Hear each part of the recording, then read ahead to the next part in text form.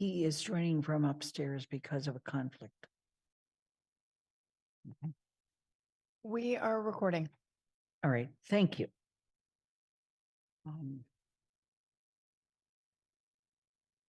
Good evening. It is September 11th, 2023. And this is a special meeting of the Town Council and the two remaining members of the Amherst School Committee. The open meeting law has been extended. This allows us to continue holding meetings remotely without a quorum of the council physically present at a meeting location, while providing the public with adequate alternative access to the meeting. This meeting is accessible in real time by Zoom, by phone, and as a live broadcast on Amherst Media Channel 9 and their live stream. I also want to note that in the room tonight with us, Channel 22 News is recording. Given that we have a quorum of the council present, I'm calling the September 11th, 2023 Town Council meeting to order at 5:33. Please indicate your presence when, and then make sure you mute your mic again. Shalini Baumilne has not joined us yet. Okay. Pat DeAngelis. Anna Devlin Gothier. Present. Lynn Reesmer is present. Mandy Johanneke. Present. Anika Lopes has informed me she'll be running a little late. Michelle Miller is not present yet. Dorothy Pam. Here. Pam Rooney is, Pam, can you hear us? Yes. And Kathy Shane. Here. Andy Steinberg. Present. Jennifer Taub. Here. And Alicia Walker. All right, so I'm going to make sure that as people join us, we can make sure they can hear us and we can hear them. At this time, I would also like to again welcome the two remaining members of the Amherst School Committee to the meeting. When I call your names, please unmute your mic and indicate that you can hear us and that we can hear you. Irv Rhodes. Present. I can hear everyone and I can see everyone. Thank you. Jennifer Shao. Present. Thank you.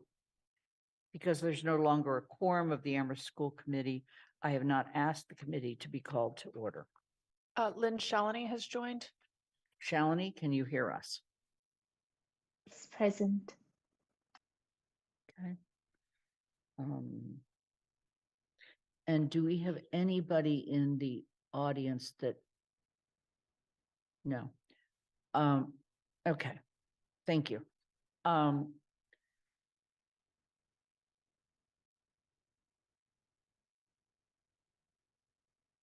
This is the first of two meetings tonight, and we will use the same Zoom link for both meetings. Next Monday night, the 18th, we will hold the following meetings. At 5:30, there will be a master plan primer, and at 6 o'clock, a public forum on the master plan. I just want to note that those are not required meetings of the council, but we will post them as meetings of the council so that if a council quorum is present, we will call them to order. If needed after tonight's meeting, at 6:30, we will have another special meeting of the Town Council with the remaining Amherst School Committee members to finalize questions for the school committee candidates. Again, only if we need that meeting. And at 7 or 7:30, there will be a Town Council meeting based on whether or not we need, or at 6 or 6:30 or 7, we will have a Town Council meeting. We'll clarify that after this evening. I do want to remind people that on Tuesday, September 26th at 6 o'clock, there will be a special meeting of the Town Council and the remaining Amherst School Committee members to interview candidates to fill the 3 presently vacant Amherst School Committee seats. We will determine at that meeting whether the interviews and or the decision will be made at a special meeting that night, or whether we will have to carry over to Monday, October 2nd, 2023. Please note that candidate statements of interest are due to the clerk of the Town Council, that is Athena O'Keefe, by Wednesday, September 20th at 4:00 p.m. We've identified this time for public comment and encourage anyone who wishes to speak to make comments about desired questions we might include in our interviews of candidates to fill the 3 present vacancies on the Amherst School Committee. If you are physically present in the audience, in the room, and we do have some people with us this evening, and welcome, please sign in, and you want to make public comment, please make sure you've signed in with the clerk of the town council. If you are on Zoom at this time and you would like to make public comment, please raise your hand.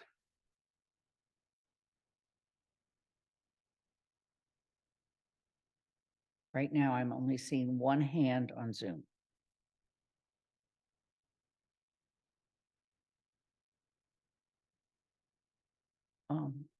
Athena, how many people do we have that have signed up? Was that 3? Thank you. Residents are welcome to express their views for up to 3 minutes. The committee will not engage, either committee will engage in a dialogue or comment on a matter raised during public comment. So we will begin, Athena, with your calling on the first person that is signed up from the audience. Vince O'Connor, would you please come to the microphone, state your name and address before you make your comment?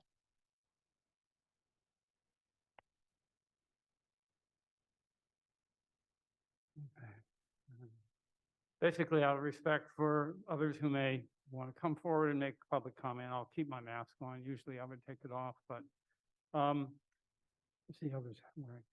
So I think what we're faced as a town is a sad and tragic situation. And because I intend to ask to be appointed to the school committee but not run for that office, I would like to encourage those who are in the decision-making position regarding the process to be open to public participation in the process.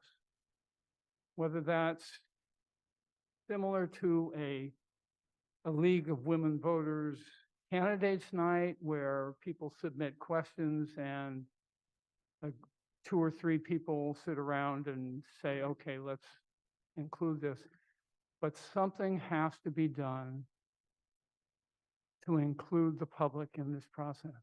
I mean, I think we're very aware that the failure of people in authority to respond to the comments that they got, the concerns that were expressed either in meetings or in emails or however, has led to a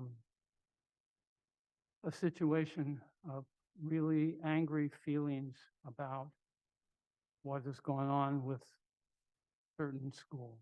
And that can't go on. And I think the way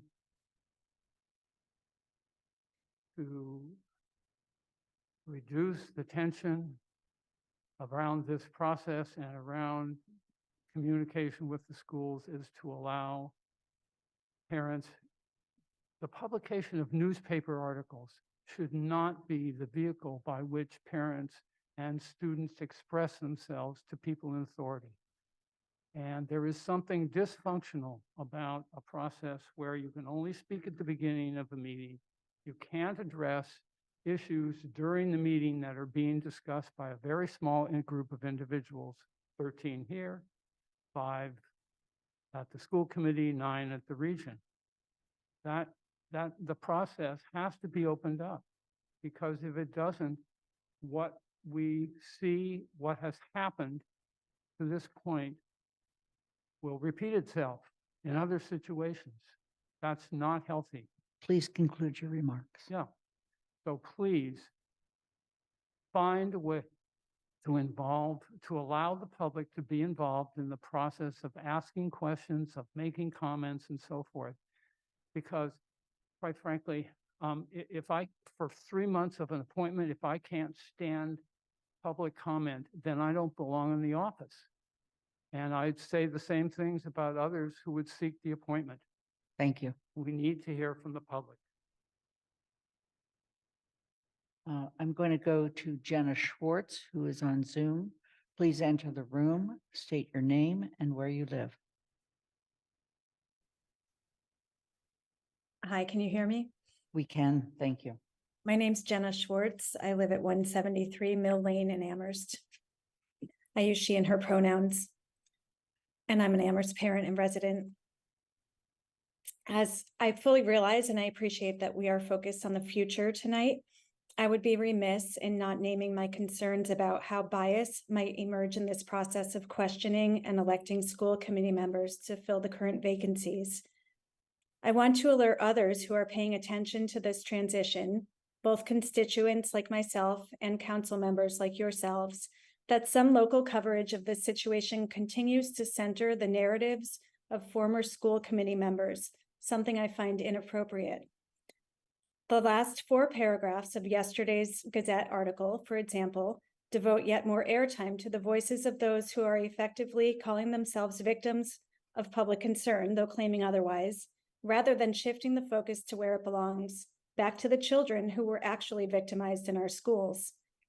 The statement in the same article, quote, "there was no wrongdoing," unquote, in reference to Mike Morris's resignation, is presented as fact rather than part of the carefully crafted separation agreement statement.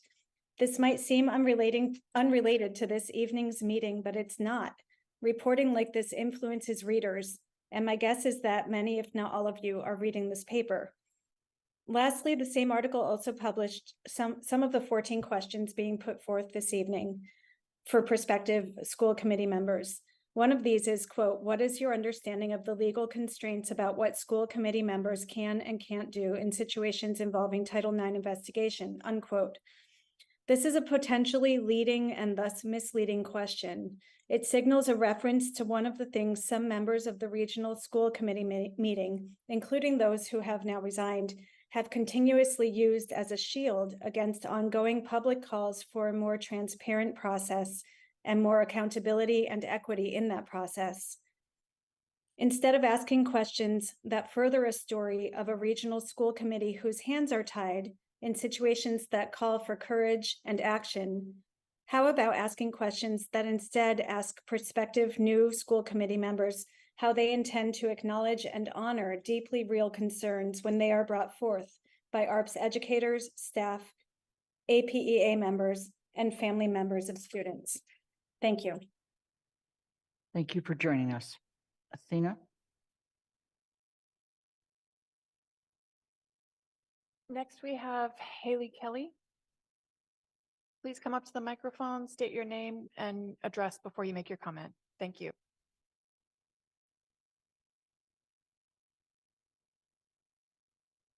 Hello, I am Haley Kelly, and I am the non-binary representative on the Democratic State Committee.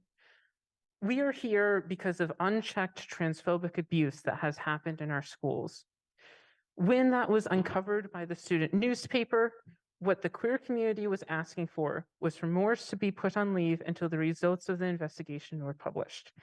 This is no different than when a police officer does an act of unlawful violence and the community demands that they be put on leave until they're investigated.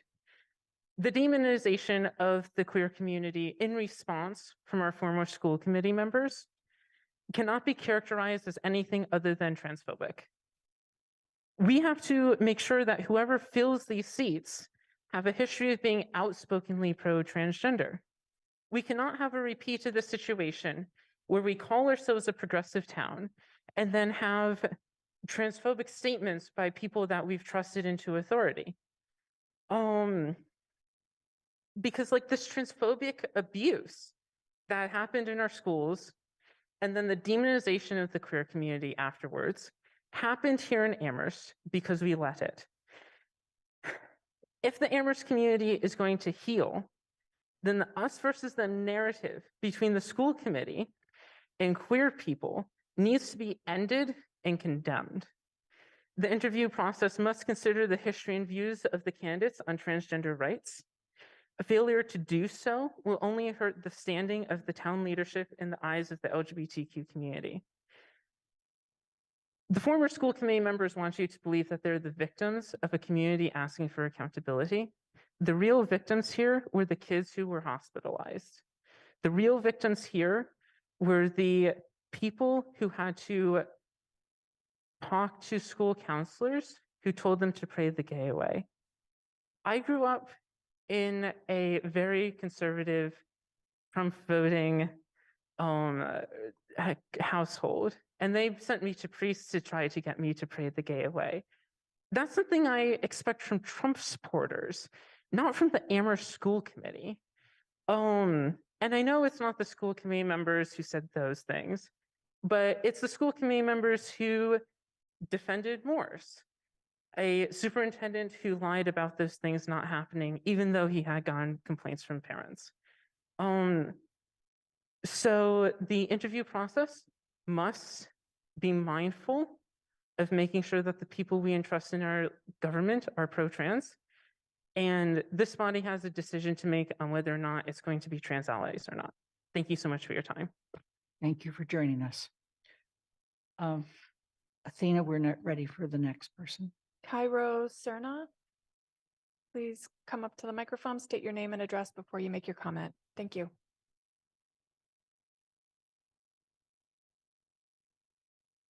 Hello, my name is Cairo Cerna. I am also a member of the Democratic State Committee. I live at 160 Clark Hill Road here in Amherst. I've been watching the situation for quite some time now, and it's very clear to me and to other members of the community that I have spoken to that the school committee has continuously struggled with issues of accountability, transparency, and above all else, equity. I want to emphasize how vocal your community, how vocal Amherst has been on how their school committee failed their students and the parents of those students.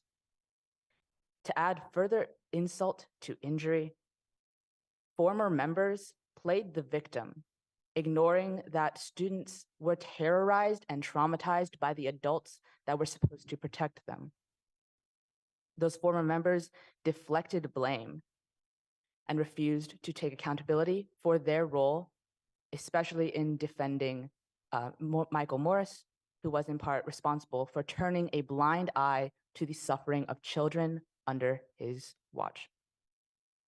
So when we try to choose new school committee members, we have to look to the future. We have to ask, how do we prevent these kinds of harms from happening again?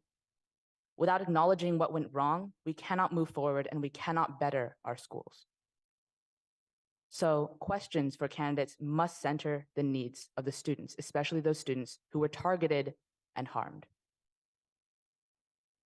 I personally am concerned about questions that I have seen that focus on giving school committee members excuses for apathy, allowing them to hide behind legal workarounds rather than encouraging them to stand up for children who are abused. We need school committee members who are committed to protecting students. When we ask questions of them, I urge us all to keep in mind that we must look to a better future, not just for Amherst, but specifically for these students.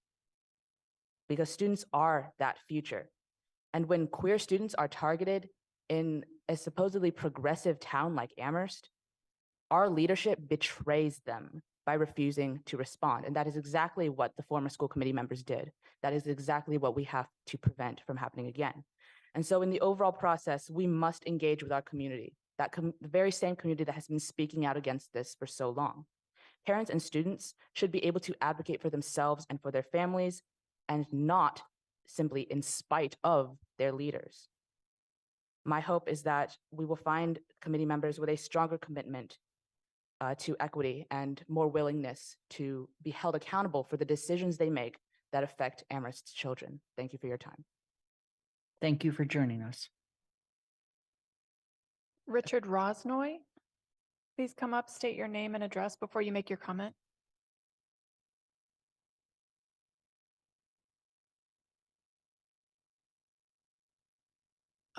Pardon me, Mr. Rosnoy. Anika's just joined. Can we confirm that she can hear and hear us?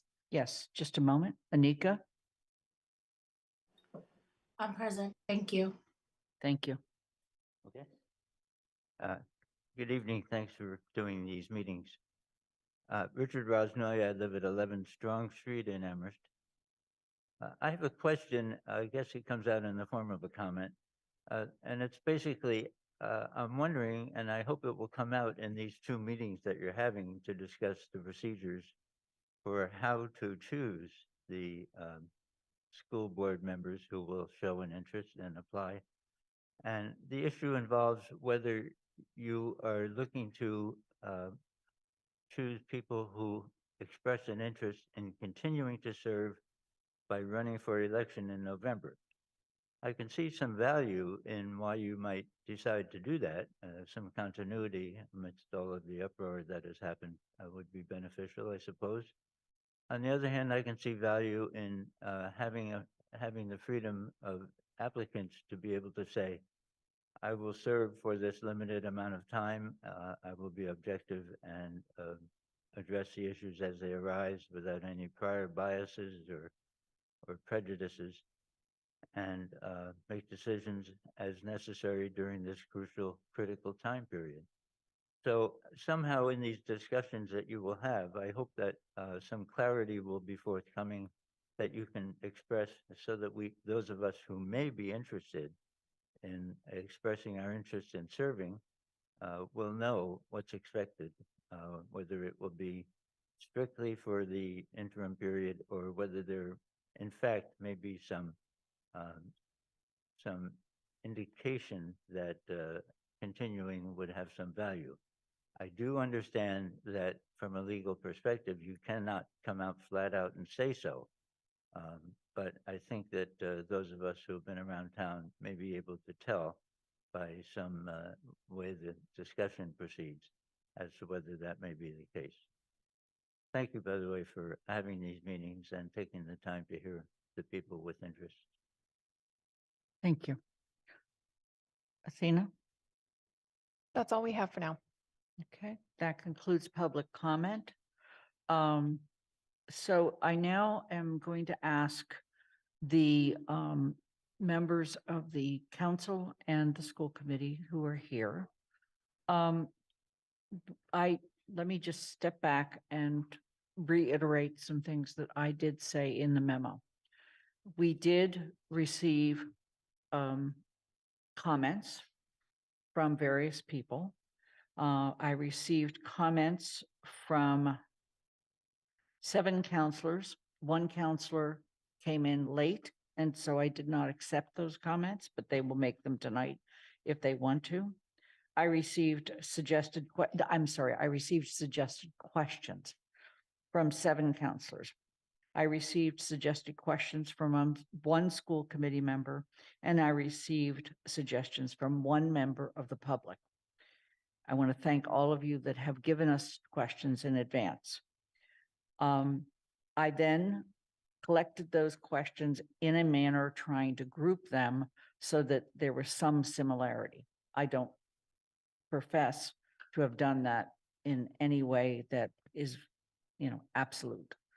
And in the process, therefore, you have before you either exactly the questions that were asked or by some people, or in some cases, when the questions were so similar, I did take the liberty of either adopting or adapting a question that already existed. Using that, I then came to a conclusion and presented to you for tonight for discussion 14 questions. That is not necessarily a final set of questions. It's in no way the final set of questions. So I think the challenge we have before us this evening, with respect to the fact that we also have a town council meeting after this one, is to express opinion about various questions and use the time appropriately. So what I'm going to do is take them by groups. For instance, reason for application, strength of areas for improvement in the Amherst Public Schools, understanding the role of the school committee, current and upcoming issues facing the school committee. I want to point out that at this point, with 14 questions, with essentially 2 minutes allowed in the beginning and 2 minutes allowed at the end, that each of the candidates would have over half an hour of answering questions. We have no idea, I have no idea whether anybody has submitted a statement of interest. I have no idea whether we have received 1, 2, or 25. So at this point, we're not dealing with understanding the number. So with that, I'd like people to focus first on the reason for application and provide feedback about those questions. And please do so by raising your hand. Kathy. Thank you, Lynn, and thank you for pulling this together for us. I will, as you've requested, focus just on this one section, but I just want to preface my remark as I make my comments with, in addition to your rough estimate of how long it would be to answer these questions, some of these questions I think would take a minute to read because they're long and complex. So what I focused on, so I'll give you an example in this section, is shortening and simplifying questions and trying to make sure they only asked one question within a question rather than two. So my suggestion on the first two, on the first one is please include any experiences you have with the Amherst Elementary or Amherst Pelham Regional School. I would suggest deleting that sentence. We're going to have a statement of interest. We're going to have an opening piece, and I expect everyone will tell us how they have or haven't been involved with the schools. So that just focuses it. And then there is one wordsmithing. Would like to add that additionally describes. If we remove the word additionally, it just says would like to add. So that's just a pure word edit because it's a repeat. And the second one, if we make it a bit shorter and say, is there anything you would like to add as to why you are interested in serving and why we should select you? We don't have to repeat Amherst School, Pelham school committees. We can just do why you're interested and why we should select you. As I said, some of this I've just done to shorten the question to make it easy to ask. Okay. Thank you. Jennifer. So I think these first two questions can be omitted completely. I think they're extraneous and unnecessary. People are we're going to publish the questions ahead of time. So people will see the questions ahead of time and they'll know that they'll get a 2-minute opening statement and a 2-minute closing statement. So after the opening statement, we don't need to ask, is there anything else you want to say? I think both of them are unnecessary. And since we have so many other questions, I think that the time is better spent on the other questions. Aside from that, I did want to bring up one thing before we get too much farther. Lynn, I think I heard you say at the beginning of this meeting that next week's meeting would be held only if necessary. And that was not my understanding of our process we discussed last time. I thought we were going to have 2 meetings to discuss questions, not one and then one if necessary. Or maybe I might have confused that, but I think we do need to have this week's meeting and next week's meeting because that's what we had told the public we would do. And that maybe might help us finish quicker tonight. I think that's fine. And I agree. I don't see, first of all, how we can finish all of this tonight and come to an agreement. So I have every reason to believe we will have that meeting as scheduled. So, and we will have public comment at that meeting as well. Mandy Jo. Jennifer made my job easy. I concur with what she said. I would also add to her reasons. There's also a 700-word statement of interest that should cover the substance of both of these questions. So I would eliminate them. Okay. Dorothy. I want to make a comment that in the attempt for fairness, I think sometimes that the council goes overboard and creates some kind of terrible system. But I do not like the idea of identical questions that everyone is given ahead of time and asked. That allows for no spontaneity and no opportunity for you to follow up or discuss interesting items. And, recently there was an article in the paper about professors being required to submit their own DEI statement in order to be hired. And it turned out it was just another opportunity to game the system and did not add anything to it. To me, it's not that we should be fussing about the questions. We should be searching out good candidates and give them a chance to show who they are. But the more rigid we make this, the more supposedly fair, the more unnatural we make it. That is my strong belief. I think there's only one good question to ask anybody, and that is, if you discover that you've done something wrong or have left something out, can you apologize and make amends? Because that seems to be a problem that's going across many levels, not just the school committee. So that we didn't have to have the town manager take upon himself in another instance the act of apologizing, which was covered so extensively in the press, it was clear it was a novel experience to hear someone in authority apologize for something. People make mistakes, people can correct mistakes, but the more rigid we make our system, the more impossible we make it for people to do a good job and to carry things on. And I have one last little comment. I agree with the people from the queer community who spoke, but I want to say that the idea of any bullying of any child is absolutely outrageous. And there should be no bullying in our school systems. That's the first requirement, I think, of a school. And it seemed that there was a culture of bullying that was allowed to go on, and that must be decried as well. So that's it. Thank you. Okay. Are there any other comments on this section? Shalini?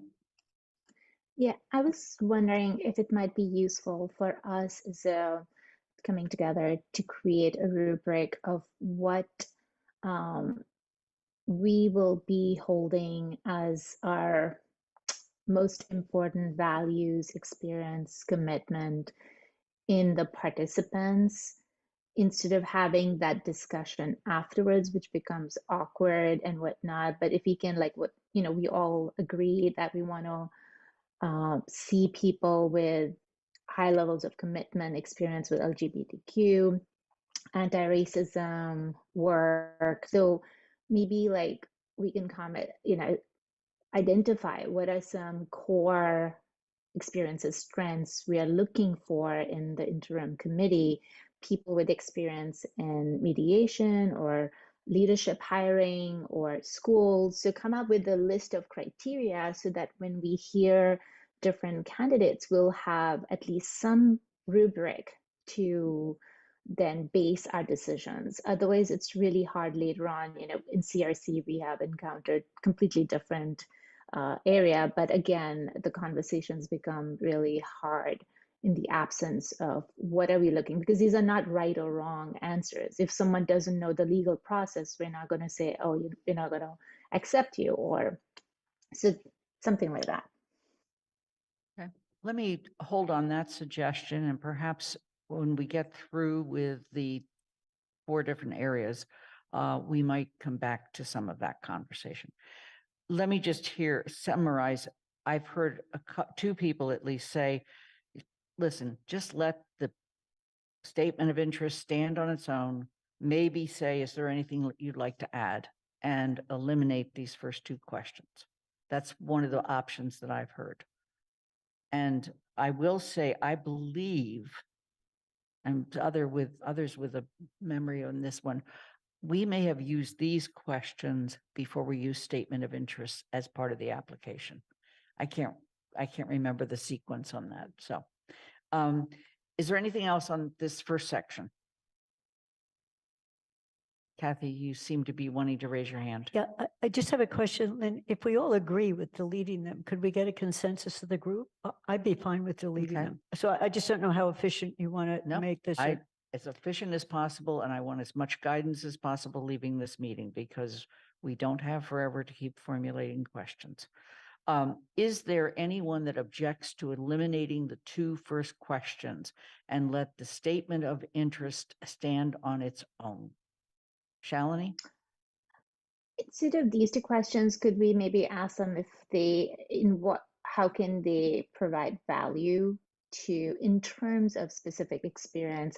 Sometimes people just take their past experiences for granted and may not have it in the statement of interest. And so can we make that just a single question, but be more, in addition to what you've shared, do you have any experience or I don't know how you want to say it, how can you provide value with our specific goals for the interim school committee? And maybe someone can, but that's the idea, but if someone else wants to Right. craft that in a better way. Okay. Are there any other comments regarding whether or not we can just eliminate these first two questions? I'll come back to the issue of values later when we talk about criteria. I'm not seeing any other objection. And so for the moment, that may be where we stand on that. Strengths of and areas for improvement in the Amherst Public Schools. One question. Comments?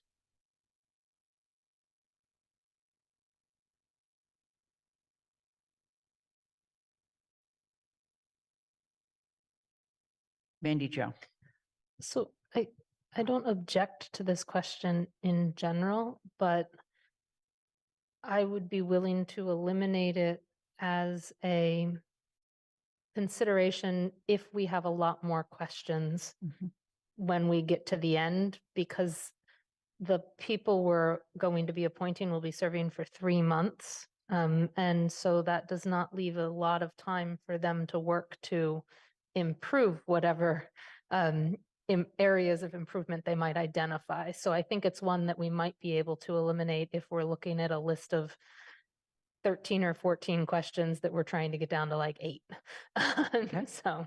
Okay. Anna. Yeah, my thought is similar to Mandy, but I think my pitch would be to actually combine it, and I'm going to break your rule halfway, Lynn, to actually combine it with the first part of question 10. So question 10 starts off with what are the 2 to 3 most important items that need to be on the school committee's agenda. And I think that this could be combined into what are 2 to 3 areas of strength that you'd like to see continued, and 2 to 3 areas of opportunity from now until New Year's Day.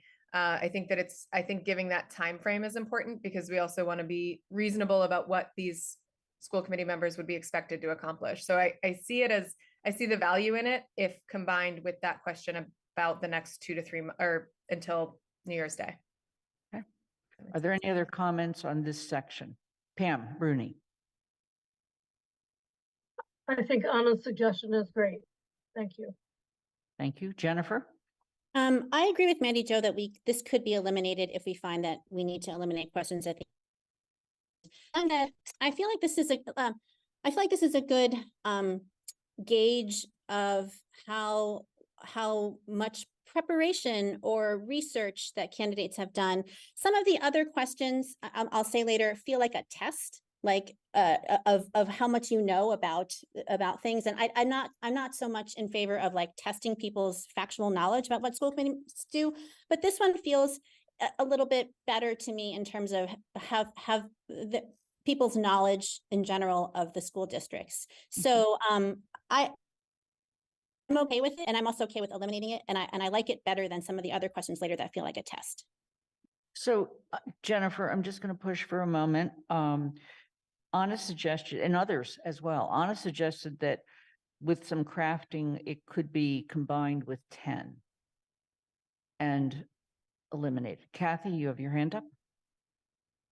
If you want us to speak to that, Lynn, I was going to speak to that.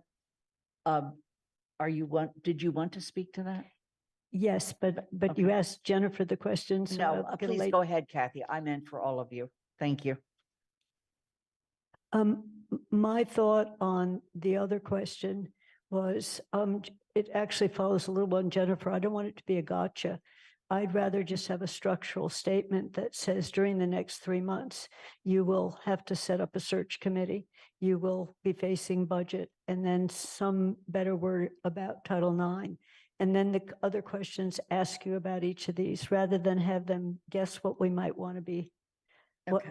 I mean, they can talk about other things too. So I don't want to combine them.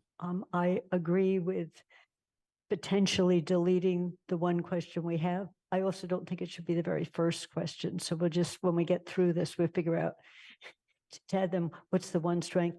So I would be okay with losing the current 3 if we need to for the length of the questions. Jennifer? Jennifer Yeah. Shao. Oh, And then I'll thanks. go back to Jennifer Top. Yeah, I like 3 better than 10, just because like as I said, it's a good gauge of like, how much preparation have people done? What do people know about the district? Whereas 10, I was kind of meh about. An individual school committee member doesn't have much control over what's on the agenda. That's up to the chair. I mean, you can give input. And I like the idea of 1 and 1, not like 2 or I 3 was simpler, and I think it's a good gauge of just a general, like a general gauge of how much you know or what research you've done about the districts. Thank you. Jennifer Taub. Yes, I agree with Kathy. I think it would be very helpful to me and to us as interviewers and to the applicants to know really what tasks will the school committee be focused on in like the 11 weeks that they'll be convened. Okay. Pat? Yes, I'm looking at tasks also, but I want to add, yes, there's going to be search committee. Yes, there's going to be budget process, but there also within this 3-month period needs to begin a real period of repair for harm that's been done. And I think that has to be addressed. Okay. Great. As we're all finding out, it's hard to stick with one section. Let me try the following. Under, I think we're going to hold on to 3 for the moment, but there's a possibility that some mixture of 3 and 10 is where we want to go, but that it may be more toward the end of the interview is what I'm hearing. Okay. So under the next one, you've got numbers 4 through 9. And it's really focused on understanding the role of the school committee. And I'm hoping we can find some consolidation here, but let's start with Jennifer Shao. So regarding 4, well, I mean, my question is, like, it lists curriculum, hiring of principals, and addressing complaints about a specific teacher. Like, I'm wondering why we're calling those 3 out. And then this is one of those questions that feels like a test. And it doesn't matter if the person gets it, because if they think that they have some power that they actually don't, that's, that it's complex. And if they're mistaken about something that they thought they could, I mean, they'll be told. So yeah, it doesn't really matter if they get answers correct or not. And I don't know why we would call out those specific things. So I don't love this question. I'm okay with omitting it with the number 4. Sorry, and number 5 also feels like a test. Again, it does like I feel like 5 could be better worded, something about the really superintendent, as opposed to what do you understand about the role. That again feels like a test that it doesn't matter to me if they get it right or wrong. Should Jennifer, I go on? I missed a word you said in there about instead on 5. Maybe the question could be reworded something about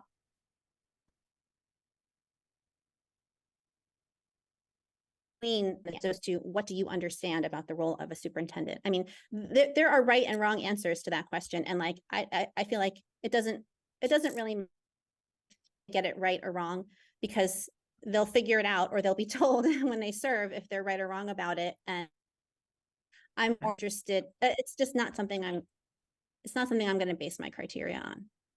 Okay. Did you have any other comments on 6 through 9 at this time? Yes, I like 6, 7, and 8. For 9, I'm not sure what 9 is trying to get. The processes and procedure versus advocacy and action. Like, I'm just not clear what that question is trying to get at. Okay. Thank you. Andy. Yeah, I think that Jennifer was sort of going in the direction that I was thinking about too. From my experience working with school committee candidates in the past and new school committee members after election, it's my understanding that there is an effort that has to be made to sort of convey in an orientation sort of way what is the proper role of the school committee, what is the proper role of the superintendent and other members of the administrative staff. And so I'm curious as to how that information gets encapsulated and conveyed to new school committee members from our 2 school committee members who are present today, and what is really practical to do in the short term that the people that we select may be serving on the committee. Okay. Are there other comments? Mandy Uh, Jo? I've had my hand up for some time. I'm sorry, Irv, I didn't see your hand. I was looking for the raised hand function, but if you'd like to go ahead, Irv, please do. Yes, number 4. That is one of those questions where literally a person could attempt to answer that question without any information, which obviously is something that we in Amherst obviously like to do. But it is not something that is realistic. I mean, and so this gets at what Andy was getting at. When a new school committee comes on, committee member comes on board, there is a required onboarding process via our policies that would allow us to orient that a new school committee member. And that is something that really obviously will take place with the new members. Now, having said that, I would eliminate that question because it sounds like a test, and unless you've read the policies, you could be talking to someone like me who has read the policies and making a fool of yourself. So I would eliminate that question. Any other comments on the other questions, Irv? The number 8. Number 8, really, I would like to see that expanded upon. Because, what we have seen in terms of the resignations of the 3 school committee members and the comments of other public servants who have been elected, is that the feedback that is forthcoming, especially from the public, can sometimes be harsh. And one's reaction to that is really critical in terms of one's ability to function as a meaningful member of the school committee or any other public body. So answering that question for me or expanding upon that question and making it more relevant is a really important question. Because I do not wish to have someone come in, it becomes controversial, and 1 month they're gone because they could not withstand A, public scrutiny, B, public feedback, and C, public criticism. Okay, thank you. Mandy Jo? So I didn't necessarily have an issue with question number 4, but I would be completely okay with eliminating it based on what Irv and Jennifer and others have said. I think they make a good case for it not necessarily providing us with information that helps us make our decision. I would do the same with, I guess it's number 5, the role of the superintendent. I think that's again something that doesn't necessarily provide us with information to help us make our decision. 6 and 7, I am fine with. 8, I think my initial thought was to omit it, but a lot of that was based on not quite understanding what it was getting at per se, whether it's trying to seek information on individual reactions and responses or how a committee responds as a whole to negative feedback or negative comments or criticisms. And so I think if we keep it, I like Irv's suggestion of expanding it or fleshing it out a little bit more. And then number 9, I, as with what Kathy said earlier, looked at questions that had multiple questions in them. And so I would eliminate the last 2 questions of that question and just keep with the first part. Then ended it balancing process with advocacy and delete the rest of it. Okay. Shalini? So regarding question 9, I think Jennifer asked what was the purpose of that. I did not offer that question, just to be clear, but I wanted to share my perspective on that balance between advocacy and process in my role as town councilor. That sometimes we're dealing with issues, there's a lot of advocacy, and I'm actually supporting those issues. But then in my role as a counselor, I have to look at so many other stakeholder perspectives and honor and appreciate the work of the advocates to get us out of a complacency and all of that. And I also have to hold, the process. So I think that's an important ability for elected leaders. And so there's some value in that question. Okay. Anika?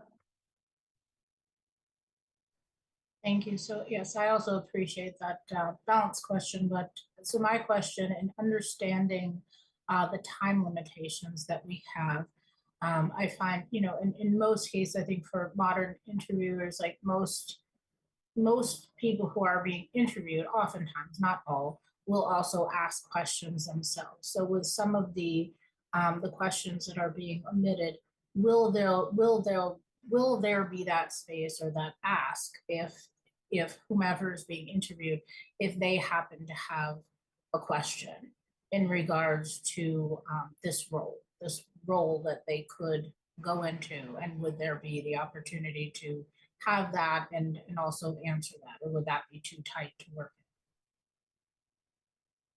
It's a very interesting question, Anika, having interviewed just thousands of people, I think, over my career. When you're interviewing people for a job and it's a one-on-one, you usually always say, do you have any questions of us? And I'm hearing what you're saying as that. Perhaps others have some thoughts on that. I think it could end up not necessarily being productive in terms of assessing the person for this situation, but I could be wrong about that. But I appreciate the question because it's in an interview process, it's pretty much of a standard kind of thing to do. Kathy? I think this has been a great discussion, by the way. Jennifer and Irv, and then Mandy followed up. I could see deleting both 4 and 5 for the reason that people have given. That, there's not a short answer. What's the role of the superintendent? What's the role of it's a long involved, and it takes forever to even read one of the questions. I like starting this section with number 6. I like 7. Irv is suggesting a partial rewording of 8, and I don't know what you're getting at. Irv might be a time you or a group you work with receive public criticism or feedback that was negative, just putting a few more words in it. Just something more there. And I would delete 9 entirely. So Mandy, I wouldn't just roll it down, because I think it would take a long time for someone to describe what they think is advocacy and what they think is action. And then how they balance them. I'm just thinking, how would I answer that? What is advocacy? And then what's the balance? I think it's just a really tough question. And Jennifer suggested deleting it. It was on my delete list just for that reason. It's an involved question. So that would, if we deleted 9 and the first 2, we significantly shortened this section, which is a good goal. Pat? I'm trying to figure something out here, and the idea of a time when you've received negative criticism, whether it's private, public, that will tell us something. But when I'm in an interview situation, whether I'm interviewing or an interviewee, or I'm meeting somebody, and I'm trying to get to understand them and know them, I look for ways to connect. And one of the things I'm wondering about is I'm interested, given, okay, I'm sorry, I'm doing this all in my head in the moment. Given that a great deal of harm has been done to queer and non-binary and trans youth, and what I somehow or other I want 8 to include a time that you were discriminated against, and how did you manage it or handle it? You know, because in times in my life I've turned it inward and hurt myself. Other times I was able to call the person an ass directly because it was clear that they were somewhere else. That's not exactly what I'm looking for, but what experience do you have of being harmed? Okay. Jennifer Shao. I was the one who suggested 8, and I like Irv's suggestion of fleshing it out a little bit. And it sounds like people maybe agree with that.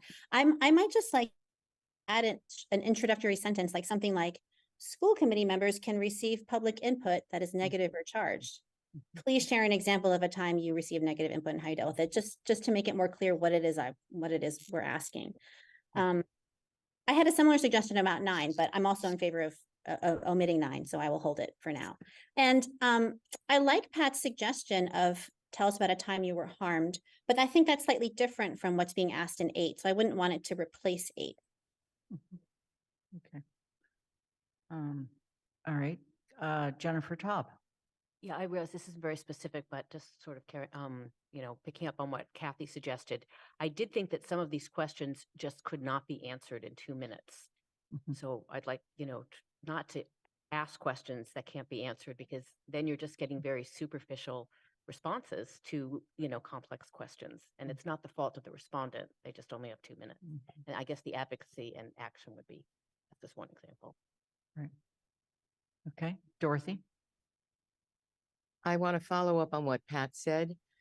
I like the fact that instead of focusing on the applicant and his or her emotions about possibly being criticized, that some focus when asking, have they experienced any harm, would be focusing on the children, the school children. So I liked that question. It gets away with the idea that whoever can answer all of these questions is such an absolutely perfect and incredible person that they should be obeyed and listened to in all things, which sets up, I think, false expectations. Thank you. Thank you. Anna? Yeah, I think I want to also follow up on Pat's point, and I do think it's a different question than the initial question. I don't think, Pat, you were suggesting it was the same, but I would like to offer a possible reframe. I think that question, while it's an incredible question, and I think we should sit down and discuss it because I think it's fascinating, I do think that it's asking people to relive or rehash their own trauma. And so I think that it might be more helpful and productive for folks to, and it also, we don't want folks to make something up, right? Like that, we want folks to be able to speak from their own experience. And I'm curious about a reframe that might say, how do you support individuals who have been harmed? How do you engage in repair work, right? I think that there's a reframe that gets at what are you going to do here? That allows people, if they choose to pull from their own experience, but doesn't rely on them choosing to disclose their own experience in a room full of people that's recorded, which I think is really important.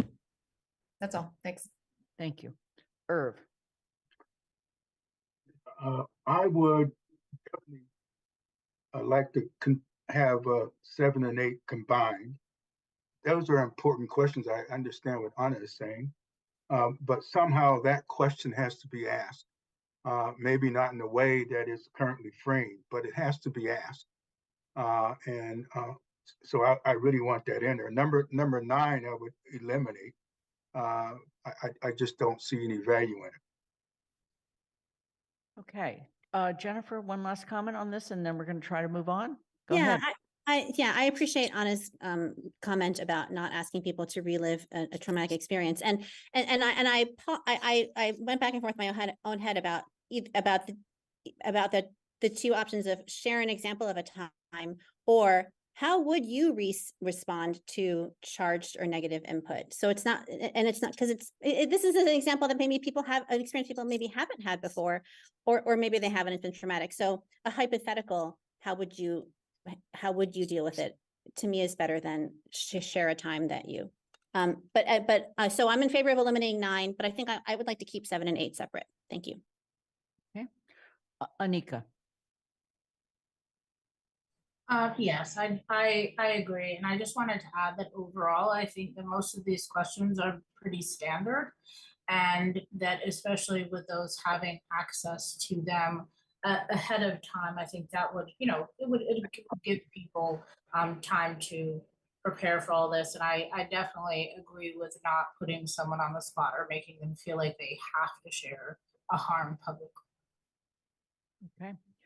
This is what I'm taking away from this section. We're eliminating 4 and 5. We most likely are eliminating 9. We are keeping 6, 7, and 8 with some introductory sentence to it. And we're trying to come up with a new question that talks about how someone might deal with when they witness someone being harmed. That's my best way of summarizing it for the moment. I'd like to move on to Lynn, sorry. Anna. Can I add an edit to that summary? It's not necessarily about witness, because the school committee members aren't necessarily witnessing it themselves, but it's about supporting folks who have been harmed. Okay, got it. Thanks. Thank you.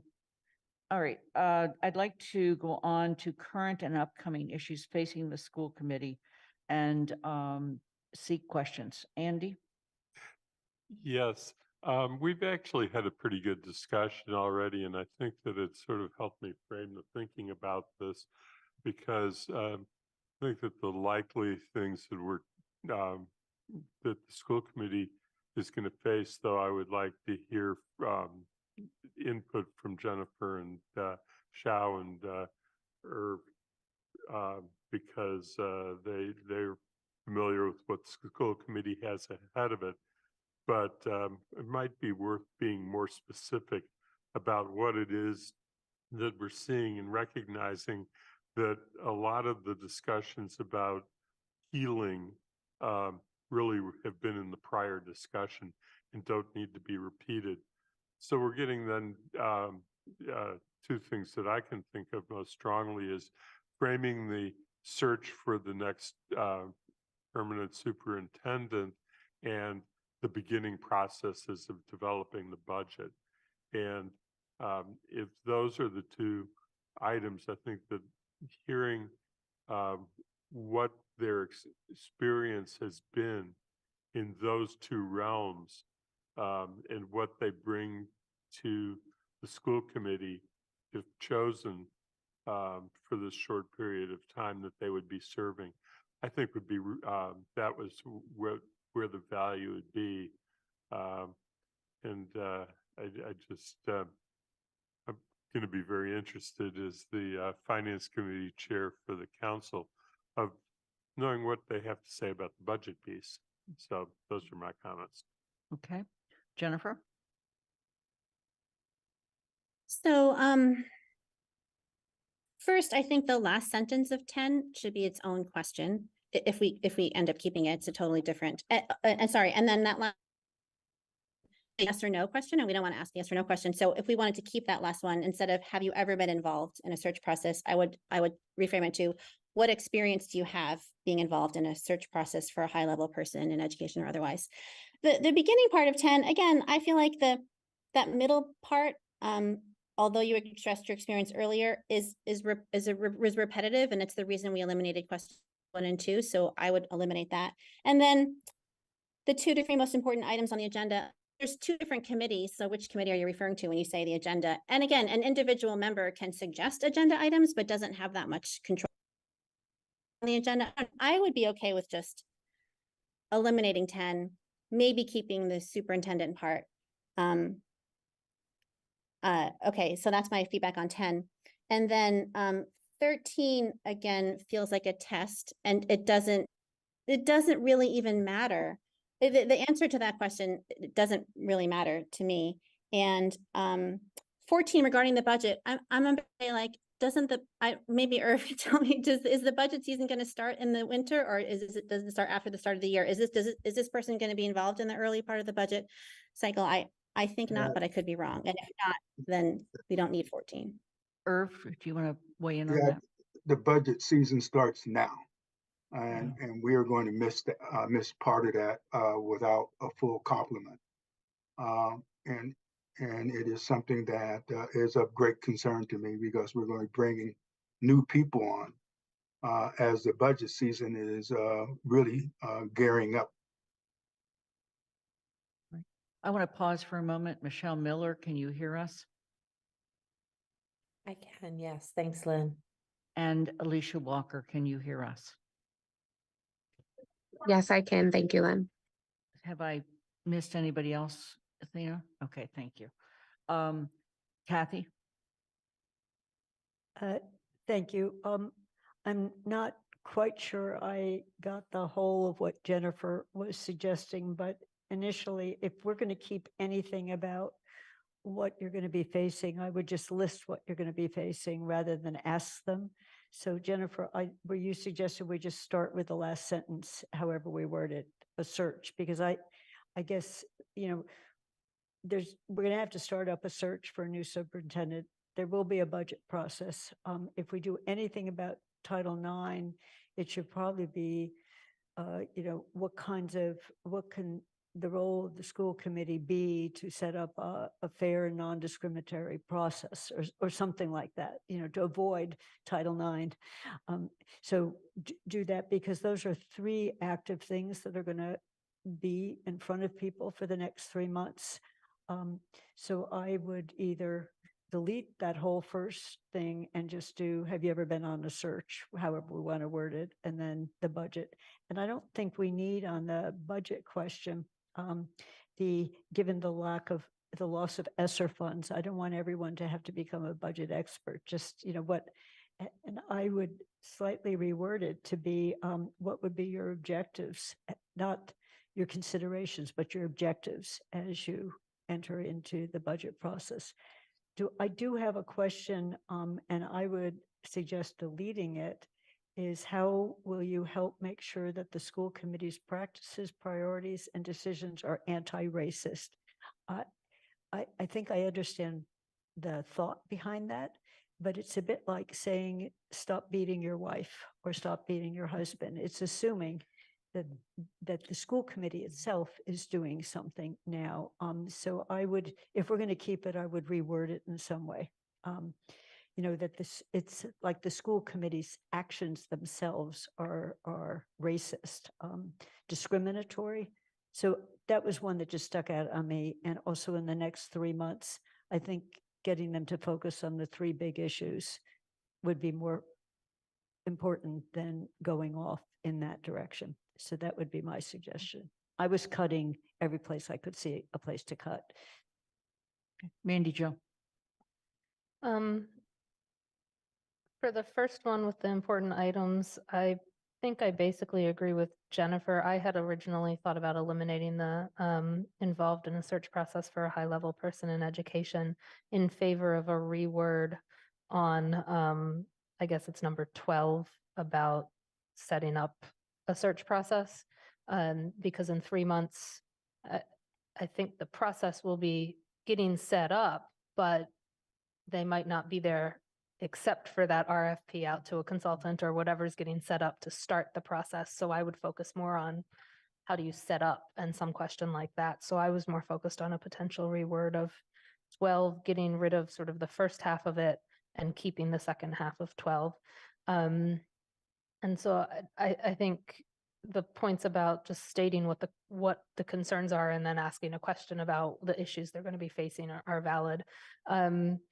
If we keep 11, I would change anti-racist to equitable or some other word. It's clear that we're not just dealing with figuring out processes that are anti-racist. We have to look at other types of equity and discrimination and issues that have been happening at the school committee. So I would broaden that question. I would eliminate question 13. I think as Jennifer said earlier with some of the others, it's a test. I'm not sure I know what the correct answer is, and so I'm not sure I could evaluate the answers on them. And so I don't know how it would help me make a decision and go into that consideration. And as for the last one on budget, it was one I worded. I don't like my wording anymore. I would reword it myself. I have a potential rewording of if appointed, you'll be part of the start of the planning for the fiscal year 25 school budgets. As a school committee member, how would you approach those meetings or those conversations? Something like that that's a little broader, recognizes that they're part of the financial indicators meeting, they're part of the Four Towns meeting in December. And so those are the parts we have to be focused on if we're talking budget. Irv, you have your hand up? Yes, I think the numbering on mine is a little bit different, but the question related to anti-racist, I would keep that, but I would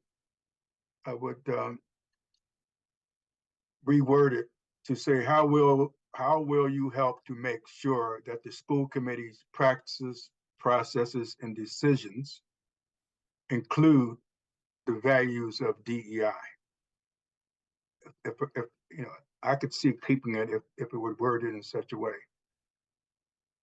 And in term, the thing that is hard for all of us and people outside of the school committee at this point in time is that when I look at these questions, there are pressures and concerns that we have as school committee members, especially related to A, budget, B, the search process, which will be underway October 3rd with a regional school committee meeting dealing with having a person come in from the MASC to talk to us about the search process. That will already be started. And we will be under the gun to accelerate that process because of the timing involved in getting started. So those new members who come on board will, in essence, be put in the position of coming into something and being asked to perform and make decisions that they are really, really not familiar with. And I guess reason I'm saying that is that I just need to get it off my chest that we are under incredible pressure. We have been put in the situation that we did not ask for or want, and now we have to pick up the pieces. Pat? Let Jennifer go first. Okay, Jennifer? So regarding question 11, I would be okay at changing or adding, how would you make sure that practices, processes, and decisions are anti-racist and equitable? I think it's really interesting to hear people push back on the term anti-racist. Maybe it makes people uncomfortable because it has the word racist in it. But I know that all the town councilors have been through anti-racism training, and I'm sure you know that we all have to be actively and proactively anti-racist all the time, every day, because we all swim in this like white supremacy world that is the default for many institutions and organizations. And sometimes just the way meetings are run can be racist or can support white supremacy. Who's allowed to speak in a meeting and in what order can be racist and can support white supremacy? I'm just going to admit again that I was the one who brought up that. I'm the one who suggested that question. And I'm particularly thinking of decisions the school committee has made in the past that weren't actively racist, but were definitely not proactively anti-racist. So I would like to keep that question, and I would like to keep the term anti-racist, but I'm okay being inclusive and equitable. Pat? Yes, thank you, Jennifer. I was going to say something similar to that, less eloquently. We made a resolution to become an anti-racist community. And I think that word, that phrase is critically important, but I also want, and I was struggling here, and I want to talk to some of you after, if I may, to ask about some terminology, because I was also thinking about, we have anti-racist, but anti-gender biased, it doesn't seem to work. Just saying DEI, equity, that's the easy way to do it. And I'd like to know if somebody feels really uncomfortable if I ask them about gender bias, or if I ask them about, are they anti-racist? Okay. We're raised in a racist culture. Of course we're racist. And I'm going to flash back to something Counselor Walker said a long time ago. The important thing is whether we are working to be anti-racist. So that question is a valuable question. Okay. Anika.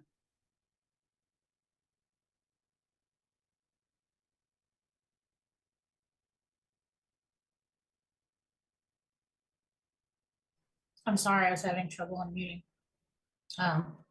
So I also agree it's there, but I also think that there, we've had and we've witnessed here even people having different understandings of what that is, of what anti-racist is. It also is thrown around almost to a t-shirt slogan like logo rather.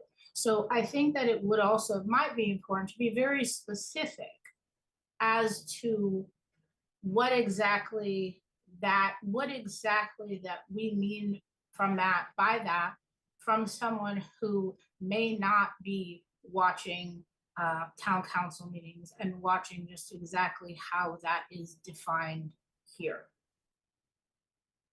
It's a big question to be asking someone. I mean, they could be thinking like, I'm thinking to my experience on the high school, does that mean that you don't allow people to hang Confederate flags from their trucks in the parking lot? I mean, what exactly is that? I think it's a loaded question, and it might need like what exactly that we mean when we say that. Are you a racist, as opposed to what are actions that facilitate an anti-racist environment? We've gone back and forth with that amongst ourselves. Okay. Herb. Yeah, I think that when I encounter the word anti-racist, the first thing that comes to mind is, how do you operationalize that definition? What does it actually mean? And does that, and without that operationalizing of what anti-racist is, it's meaningless. It becomes some kind of mantra without meaning. Mantra that is all show but no tell.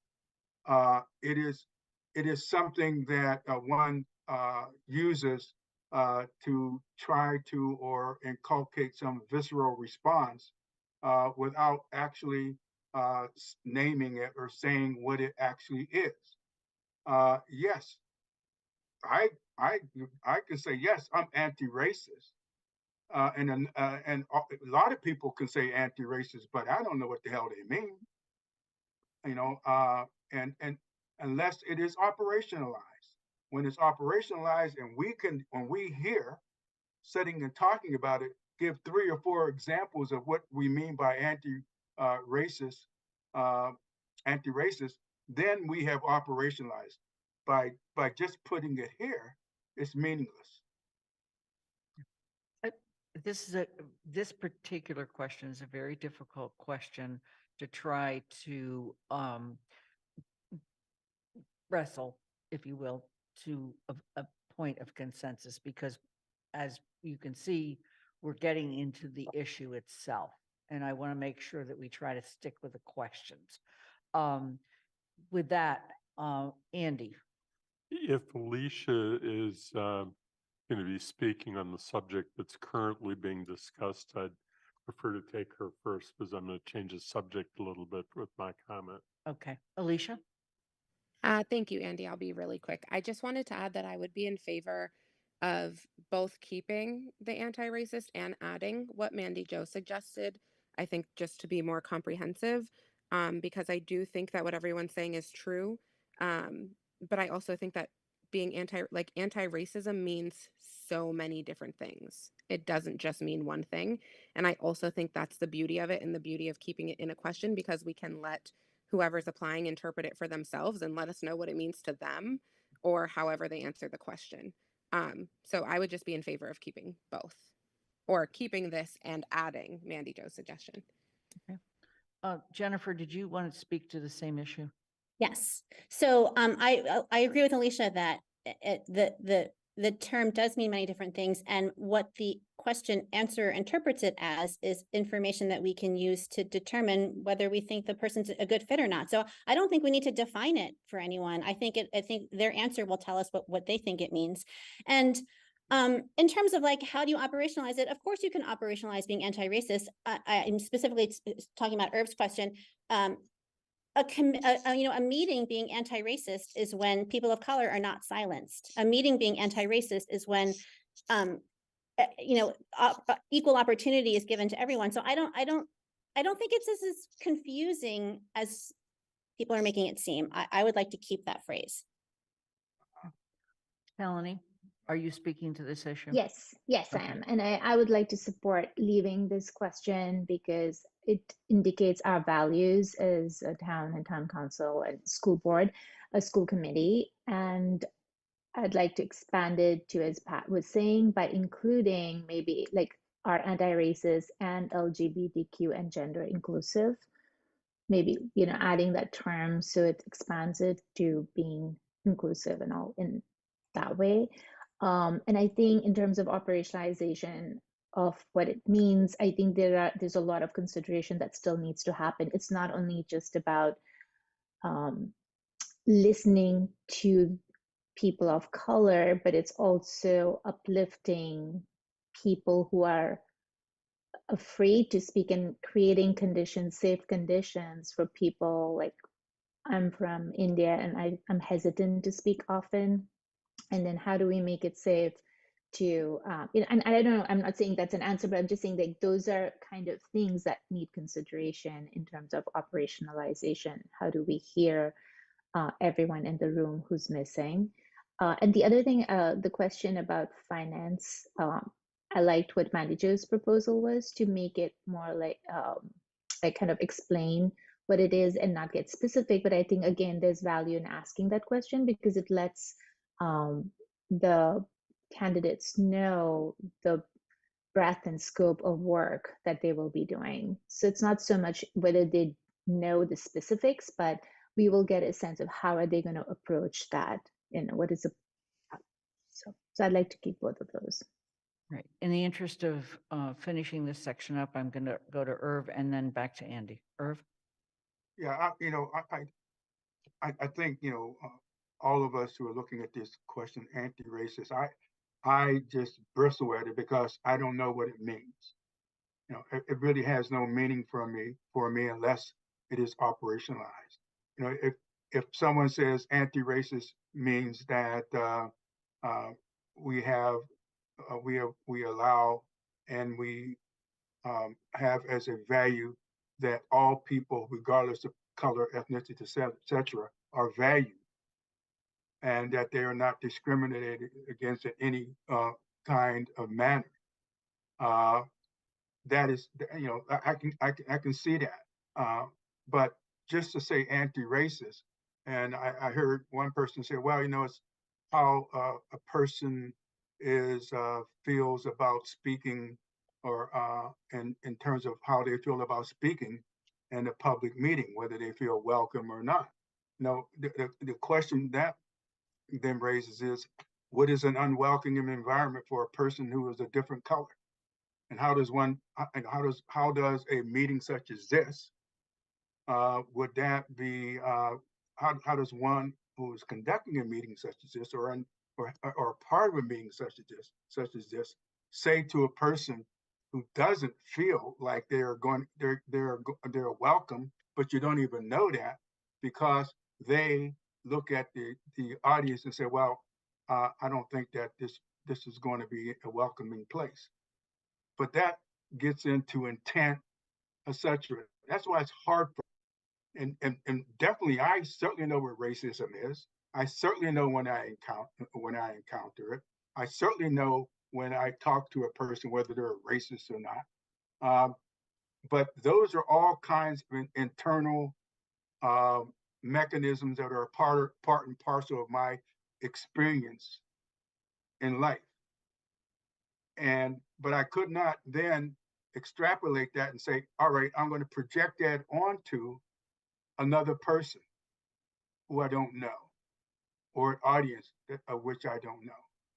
That's why, to me, it is just to say anti-racist means to me that there is no attempt to understand it so that other people can understand it in a way that it's operationalized. That's why I say operationalize it. You know, what is it? Otherwise, saying it is meaningless. It's empty. Because we assume that by saying anti-racist, well, everyone knows what anti-racist is. Well, everyone doesn't know. And that's my point. Andy.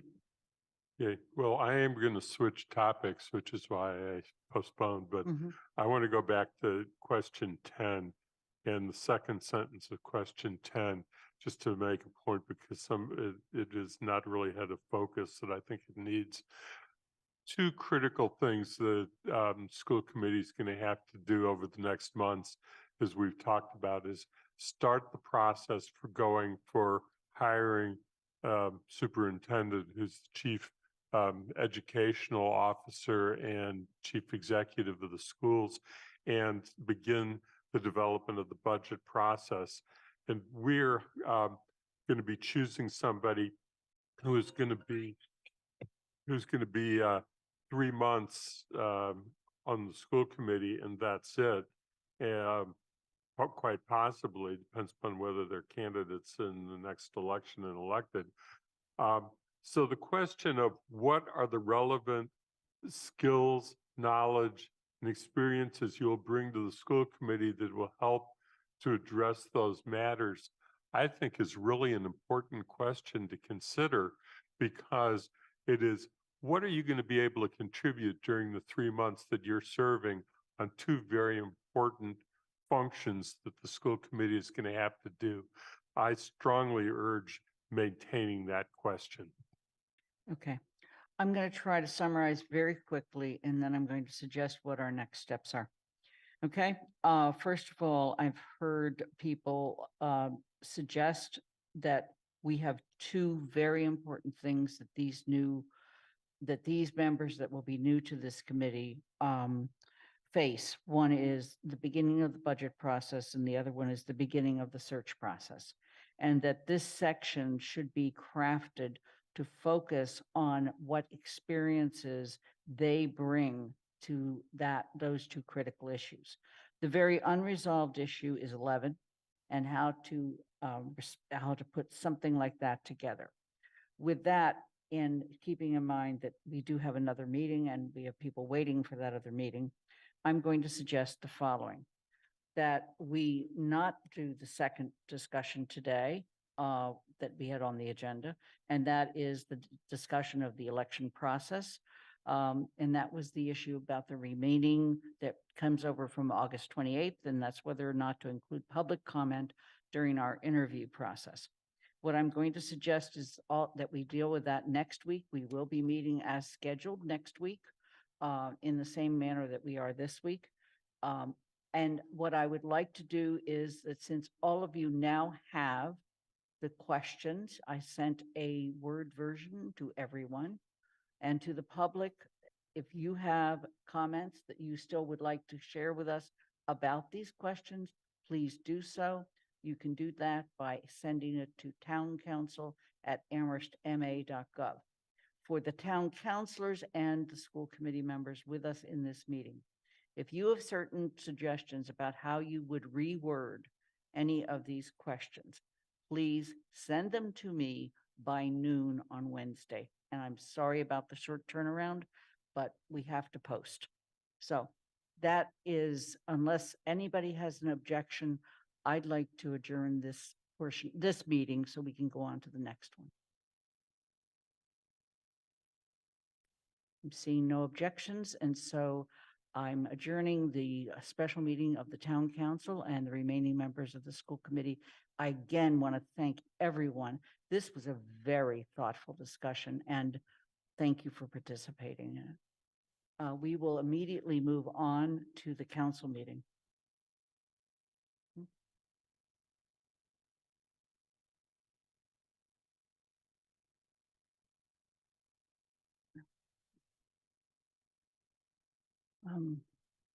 Since several counselors have joined us and so forth, I'm just going to begin the council meeting. Is that okay, Athena? Okay. Good evening. It's still September 11th, and this is a regular meeting of the town council. The open meeting law allows us to meet this way, and we have access to the public as well as in the room. The meeting is accessible in real time by Zoom, by phone, and as a live broadcast on Amherst Media, Channel 9, and live stream. Given that we have a quorum of the council present, I'm calling the September 11th, 2023 Town Council meeting to order at 7:02, and I'll call upon each counselor to confirm that they can hear us and we can hear them. Shalini Baumilne. Yes. Pat DeAngelis. Present. Anna Devlin Gothier. Present. Lynn Griesmer is present. Mandy Johanicky. Present. Anika Lopes. Present. Michelle Miller. Present. Dorothy Pam. I'll come back for Dorothy. Pam Rooney. Present. Kathy Shane. Here. Andy Steinberg. Present. Jennifer Taub. Here. Alicia Walker. Here. Dorothy, are you back yet? Okay. We do not have a chat function for this meeting. If you have technical issues, please let Athena and me know. And there is no change in the order of the agenda. Given that this is in fact September 11th, I would like us to pause for a moment of silence in remembrance of all of the people who lost their lives on September 11th, 2001, and the many others affected by these tragic events.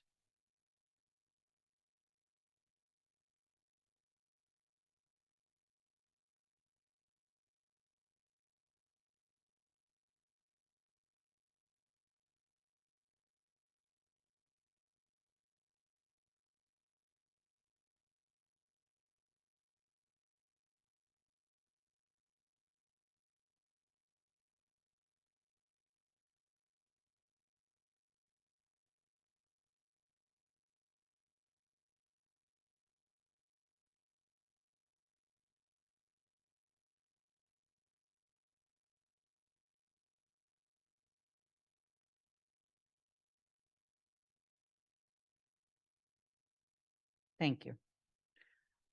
I'm now going to ask Rachel Glisper and John Feldman of GovHR Inc. They are going to actually make an announcement about the interviews that we are doing with regard to the police chief search. So I turn it over to you, Rachel and John. Good evening, Council. I appreciate being able to spend the time with you, as does my partner, Rachel. I'm John Feldman, Senior Vice President of GovHR. We are beginning our process of finding your next police chief. We're doing stakeholder interviews, which will go on for the next couple of weeks, and working with your town staff who've been very accommodating and very helpful in this early part of the process. And again, I thank you guys and appreciate that you've chosen us to help you in this very important decision. Rachel? Good evening. Thank you so much for having us. As John mentioned, my name is Rachel Glisper. I'm a vice president with GovHR, and we are so excited to be on this search for your next police chief. We're off to a great start. We have a full day again tomorrow, and thank you all for your support in this effort. Thank you. I would like Athena, if you would put up on the screen the summary of the announcements. Next slide. No. The one I sent you. Right. So I just want to note that there are 2 public meetings tomorrow. These are listening sections. As somebody asked me, the listening session in this case means set up to listen to you. That is what our consultants want. The first one is at 9 o'clock tomorrow morning in the Bangs Community Center. The second is at 6 o'clock tomorrow night in the Woodbury Room at the Jones Library. Please do not believe for a moment this is the only way for you to give feedback on this search. In fact, you can go to www.amherstma.gov/apdchief, and there you can find a feedback form where you can also provide feedback about characteristics, et cetera, you would like to see in that. And that same web page also provides information about the resources available. Thank you for being with us. We're going to move on to the rest of our announcements.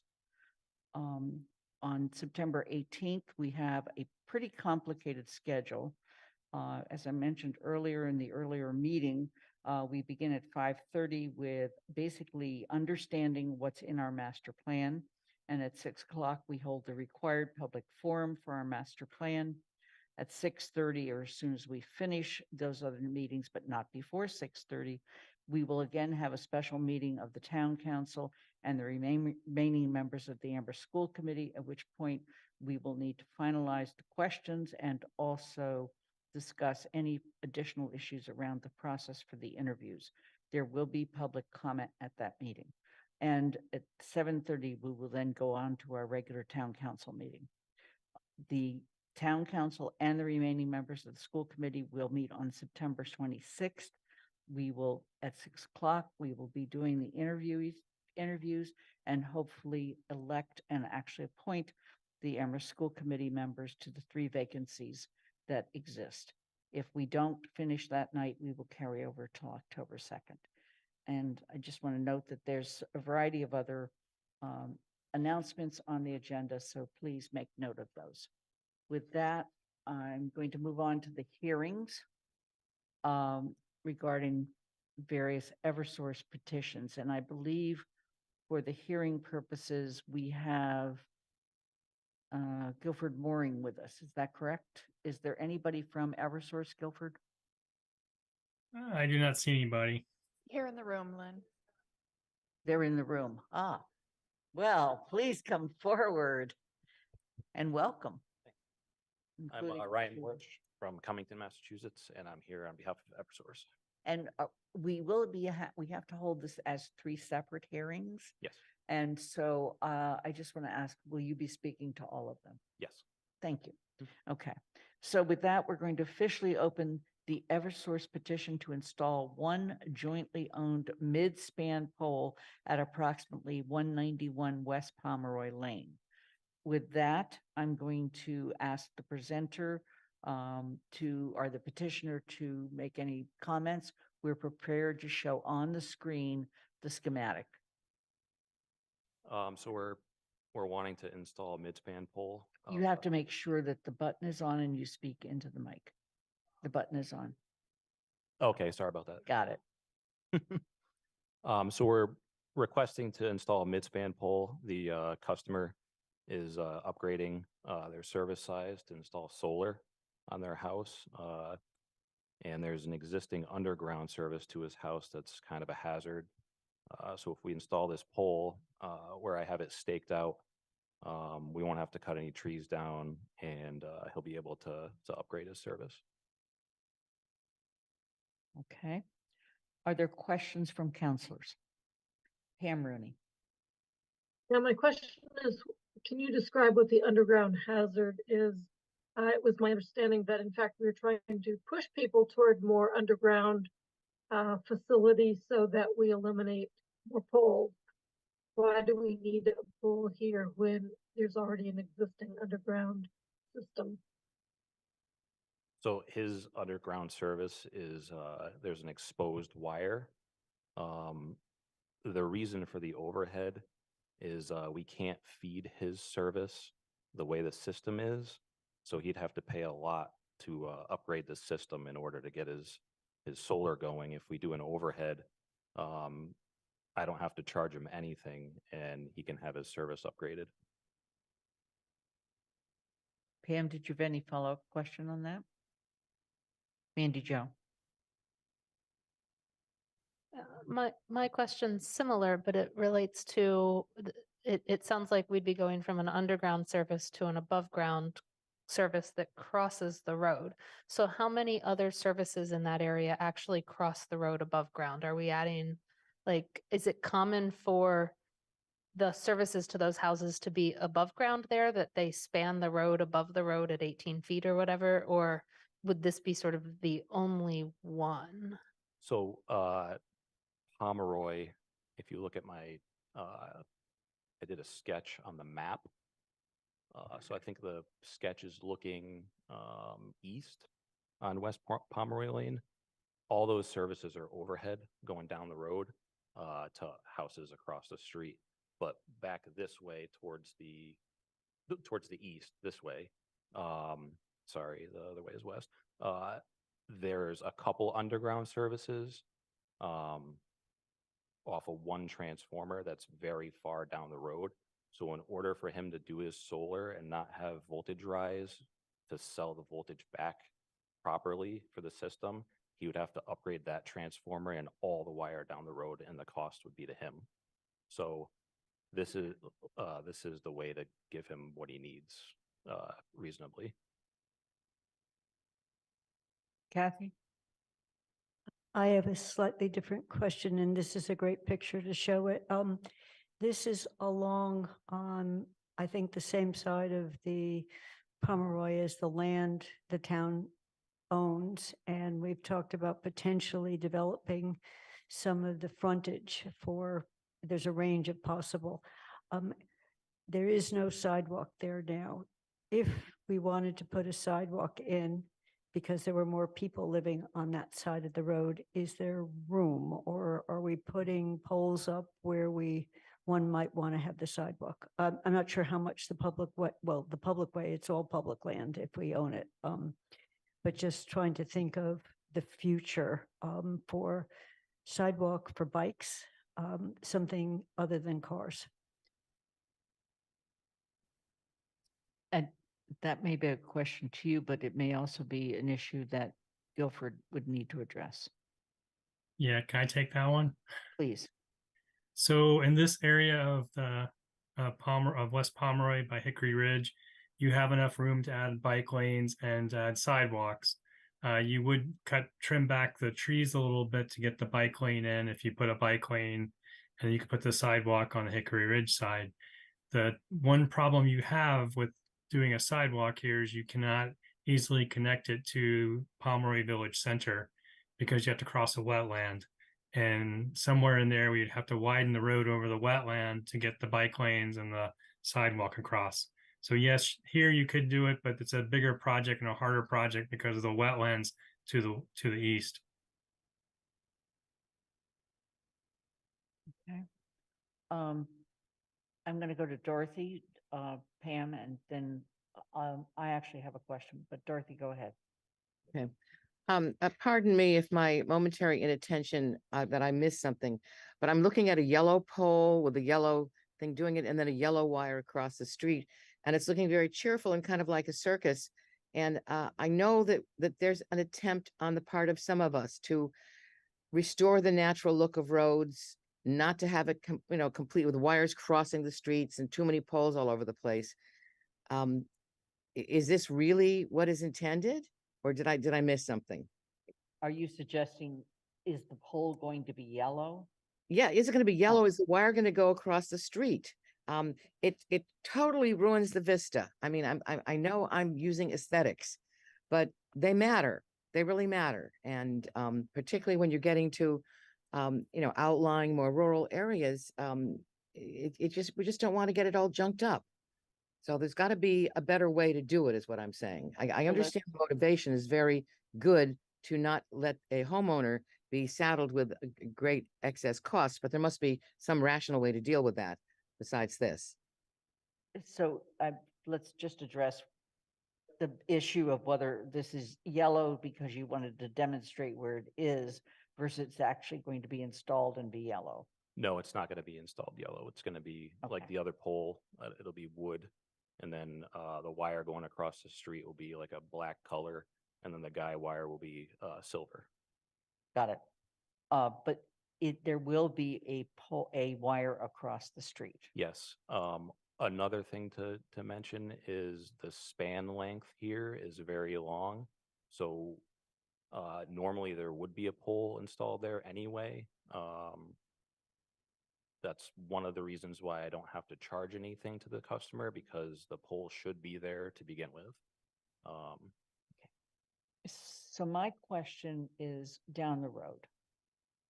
Another person wants to put in solar, or we build something on the buildable land at Hickory Ridge and we are required to make it net zero, which inevitably means some solar. At some point, it seems to me that we need to have an appropriate upgrade of the system.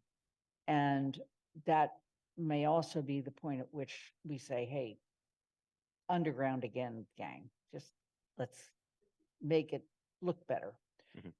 But this seems almost like patchwork. It seems like we're doing this one thing to help one person put on solar without thinking about the fact that we're trying to encourage as many people as possible to add solar. And you, as our electric provider, need to be taking that into consideration with the capacity of your system. One thing we are doing is we have a circuit going down College Street, and my other two petitions later are to tie that one circuit to another, which does increase the capacity for the downtown Amherst right over here. But not So this area. not this area. That's something that we can look into. You can always talk to your account executive from Eversource, Esther. And we could talk to her, have those conversations. We can look at what the system capacity is, what you're planning on adding for solar. Those are conversations that can be had, yes. But for now, we're stuck with, this customer wants to put solar on their house. How do we get it to that? How do we allow them to do it? And for them, this is the way that we would do it. And I just want to mention, this is not the first time that I've been involved with a solar project where capacity limited the amount of solar that could be installed. And that was also the case when we did the Survival Center. That at that point, it had to be a major upgrade to the system. So I've said enough. Jennifer? Yes, so just last week I received, and it's kind of picking up on what Lynn said, but an email from a constituent on Beston Street, close to in town. It's near a couple blocks from Kendrick Park. It's a small street.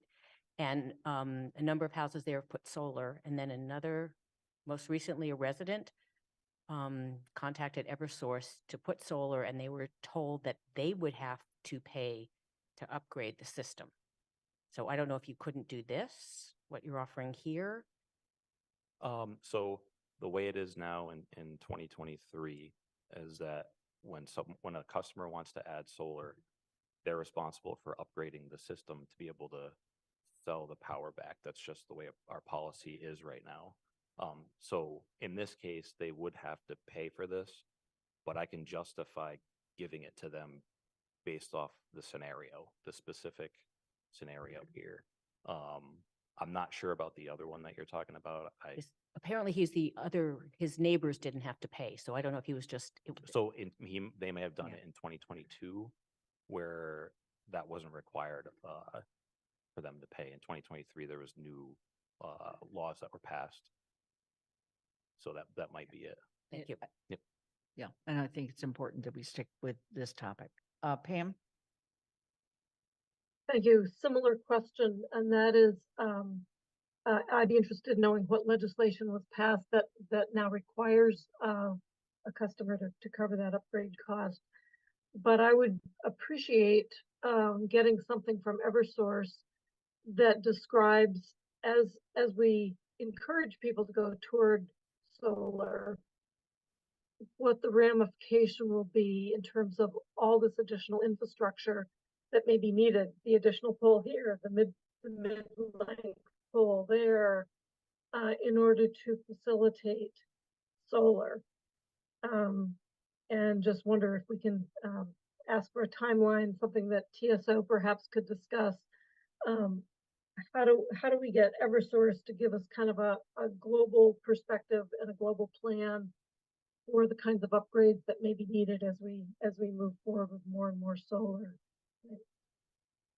Okay, we've had enough, we've had a number of counselor comments. I do want to open this to the public and ask if there's anybody either on Zoom or in the audience that would like to speak particularly to this request.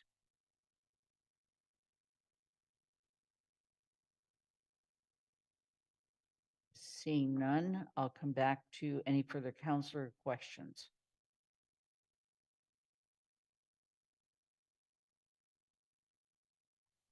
So at this point, we are not going to vote because we don't do that during hearings, but later on, this will come up as a vote.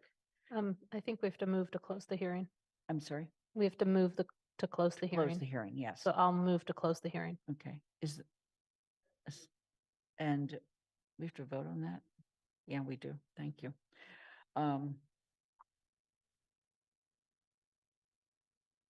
Okay, we're going to vote to close the hearing on the Eversource petition to install one jointly owned mid-span pole at approximately 191 West Pomeroy Lane. Motion's been made and seconded. I'll start with Pat DeAngelis. Aye. Anna Devlin Gothier. Aye. Lynn Griesmer's an aye. Mandy Johanicky. Aye. Nika Lopes. Aye. Michelle Miller. Aye. Dorothy Pam. Yes. Pam Rooney. Yes. Kathy Shane. Yes. Andy Steinberg. Aye. Jennifer Taub. Yes. Alicia Walker. Yes. Shalini Ball-Mill. Yes. Thank you.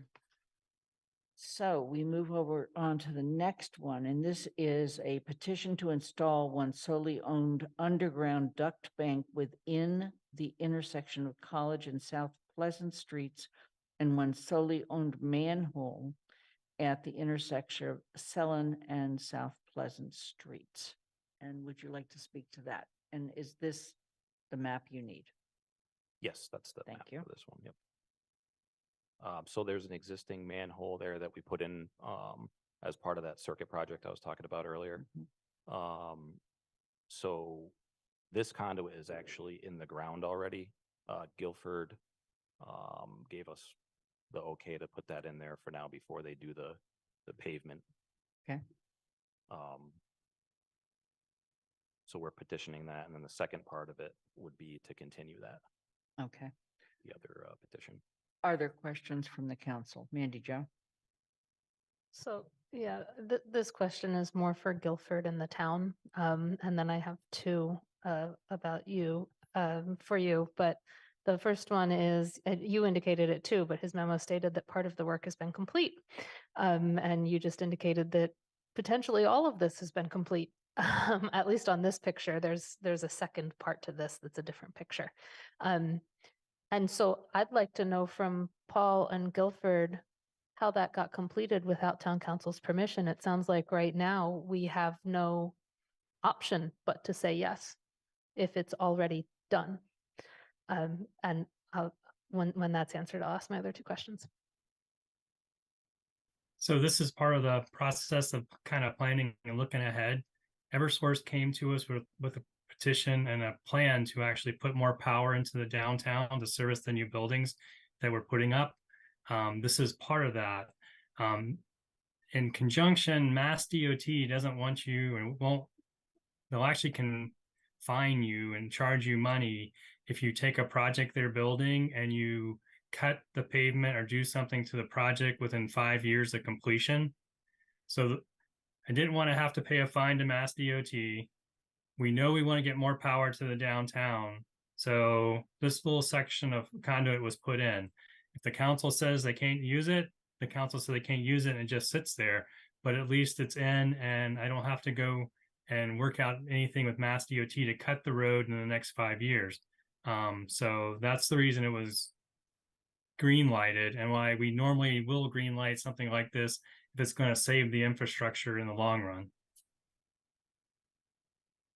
Andy Joe? So I guess just a follow up on that. If we knew it was happening, I guess why, I'm guessing the council might not say no, but it sounds like it was known in enough advance to have to do it that the council could have had this hearing 4 months ago or 5 months ago to green light it and actually give the official approval before it was done. And I guess that's why what I'm not understanding as to why it took a while to do that conduit, why we weren't asked to approve it before it was done, because it doesn't sound like it was done on an emergency basis. It actually was done on an emergency basis. This actually wasn't in the original plan for this circuit. This was going to stay open and not connected. And I brought it up to the Eversource rep and said, when are you going to try to connect this? And they said, well, within the next 5 years, we're going to want to connect this. And that's when I pointed out that within 5 years, I still can't let you cut the road because there's a project at that intersection that's a Mass DOT funded project. So that's when it became an issue.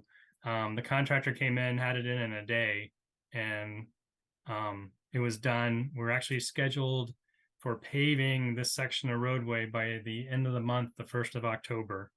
So we were trying to get it all in and tied up, and it was kind of it was in the plan, but they didn't realize the 5-year constraint on us. Thank you. May I ask my 2 other questions? Please. For the Sellen Street duct bank, so I guess that's the next part with the next photo. What kind of street cutting, it goes actually to this one, what kind of street cutting enclosures are required for the work, since it seems to go across the entire street? And with what Guilford just said, is it outside of the Route 9 work such that it won't affect that? But are you cutting the street to put that duct bank in? We would have to, yes. And so what kind of repair of that is that going to be? I don't know where that street is on repairs and stuff, and what kind of closure and disruption to downtown traffic will that have? So I'll jump in. So we require them to do a trench cut that's clean. If you look at the cut that they did for the previous work, it's only about 18 inches wide. This will be a little bigger or a lot bigger because the manhole goes in. And then once the conduit leaves the manhole, it'll be 18 inches again. It will run all the way across the road. Because we're not planning to pave this road anytime soon, they'll do a temporary patch. And then as it settles, they'll have to come back and do a permanent patch to level out the road. And then they have to do the repairs to the sidewalk because they are going to go across a section of the sidewalk to tie into the conduit in front of the old First Baptist Church. Thank you. And one last question, I apologize. The orders for both of these pieces of work include an entire paragraph about, quote, poles shall be of sound timber and reasonably straight. And it goes on to talk about poles and wires at 18 feet and 20 some feet and 12 feet. And so that doesn't seem to be relevant to either of these works. So if we leave those paragraphs in, when we approve an order, are we allowing poles to be installed in the future without another hearing? No. So if we're petitioning for underground, we would only be allowed to have the underground in place. We wouldn't have permission to put poles. That's the petition paperwork that we send to, there's over 50 towns in Western Mass. It's the same thing that everybody gets. Thank you. Okay. Are there any other counselor questions? Are there any questions from the audience, either on Zoom or in person? Are there any other counselor questions? Do I hear a motion to close the hearing? So moved. Second, DeAngelis. okay. We're going to move to a vote on closing the hearing. Anna Devlin Gothier, Aye. Lynn Griesmer's an aye, Mandy Johanicky, Aye. Anika Lopes, Aye. Michelle Miller, Aye. Dorothy Pam, Yes. Pam Rooney, Yes. Kathy Shane, Yes. Andy Steinberg, Aye. Jennifer Taub, Yes. Leisha Walker, Yes. Shalini Bowman, Yes. Pat DeAngelis. Aye. We're going to move to the final hearing, and this is an Eversource petition to install one jointly owned pole at 354 Henry Street. And I'll go ahead and ask for the presentation, please. So this one is to install a pole. The customer has a very narrow strip of property. So we would have to install a pole across the street to feed him with power. He has a little bit more property further down the road. But that's wetlands and you're talking cutting many trees down.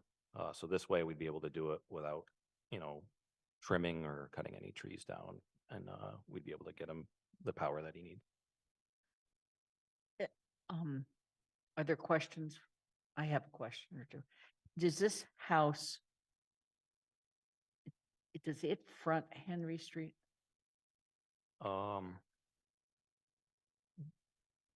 It'll be behind 348 Henry Street. I Yeah, have another picture. Okay. It, I'm it familiar does with front it. Henry Street. Yeah, got it. Okay. Are there questions from the council?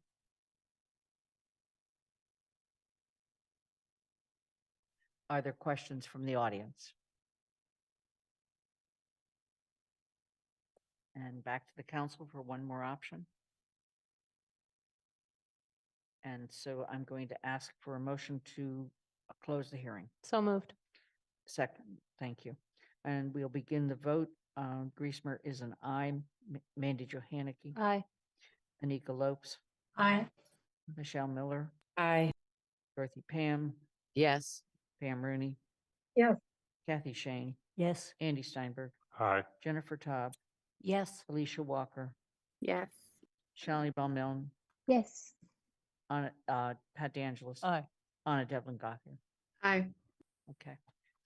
We will be voting on these when we get to the action items on the agenda, which will be after we do public comment and after we do the consent agenda. Okay. So thank you. And if you want to just sit in the audience in case there's more questions, that's fine. Sure. Thank you very much.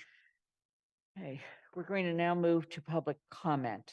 This is the only general public comment this evening. Obviously, there was 3 other opportunities on the polls.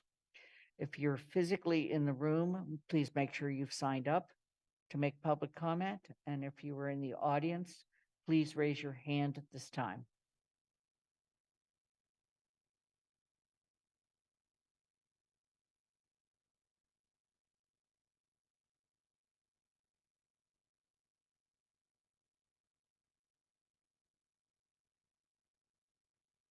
We're just taking a moment's pause while someone signs up for public comment.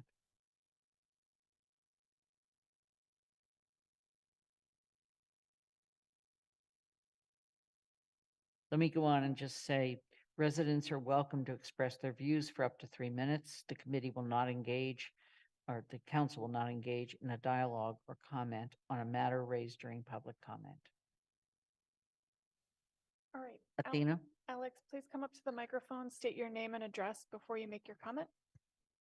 And is the green light on? Yes. Good, thank you. Hi, I'm Alex Neefer. I'm the owner of 354 Henry Street, the last of the 3 Eversource properties that were under review or under petition, excuse me. I just wanted to comment on the use of the property. We are building a family farm, organic farm on the property. It's been our family's dream for quite some time, and so obviously, building a home and building a farm on a site will require electricity, and we're doing this in quite a tight budget, and trying to be good stewards of the land while also being good stewards of the community and bring, an organic product, organic produce, organic chicken eggs to the community. So we've been living here in town for several years now on Southeast Street. My wife's a resident, been a resident for a number of years. I've been resident here and also a member of the trustees over at the Munson Building Library. So we're committed to the community. So I just wanted to leave that information with you. Your Thank you consideration. for joining us and thank you for sharing your All right. dreams. Thanks. I'm surprised my kids stayed quiet this whole time. We're very impressed. Well, there'll be treats tonight. All right. There's no other public comments, so we're going to move to the consent agenda. And I'm going to thank you all for joining us this evening. The following items were selected because they were considered to be routine and it was reasonable to expect they would pass with no controversy. If you want to remove an item, say so after I read the original motion, and then we will vote. Okay? To move the following items in the printed motions thereunder and approve those items as a single unit. 9A 1 to 7, approval of the following town manager appointments: Board of Health, Community Preservation Act Committee, Community Safety and Social Justice Committee, Human Rights Commission, Jones Library Building Committee, Recreation Commission, and Public Health Director. Are there any requests to remove anything from the list? Seeing none, I'm seeking a second. Second. Thank you. Any further questions or comments? Again, seeing none, I'm going to begin the voting with Mandy Johanicky. Aye. Anika Lopes. Aye. Michelle Miller. Aye. Dorothy Pam. Yes. Pam Rooney. Yes. Kathy Shane. Yes. Andy Steinberg. Aye. Jennifer Taub. Yes. Alicia Walker. Yes. Shalini Baumil. Yes. Pat DeAngelis. Aye. Anna Devlin Gothier. Aye. And Lynn Griesmer. It's aye, and it's unanimous. Thank you. We have no resolutions this evening. I know we will have some next week. We have no presentations and discussions, so we're going to move on to the action items. And those are the initial ones are the motions regarding the Eversource petitions. So the first of those is to approve the order for joint or identical pole locations to install one jointly owned 45-foot mid-span pole labeled 372-43M between poles 372-43 and 372-44 on West Pomeroy Lane, as indicated on the plan marked 1325-123-8051-3137. Is there a second? Second. Is there any further question or comments? Seeing none, I'm going to move to a vote. I'm going to start with Anika Lopes. Aye. Michelle Miller. Aye. Dorothy Pam. Yes. Pam Rooney. Yes. Kathy Shane. Yes. Andy Steinberg. Aye. Jennifer Taub. Yes. Alicia Walker. Yes. Shalini Baumil. Yes. Pat DeAngelis. Aye. Anna Devlin Gothier. Aye. Lynn Griesmer's an aye. Mandy Johanicky. Aye. It's unanimous. Second, actually, there are two motions regarding the second set of poles, or second set of manholes, I think in this case, and conduits.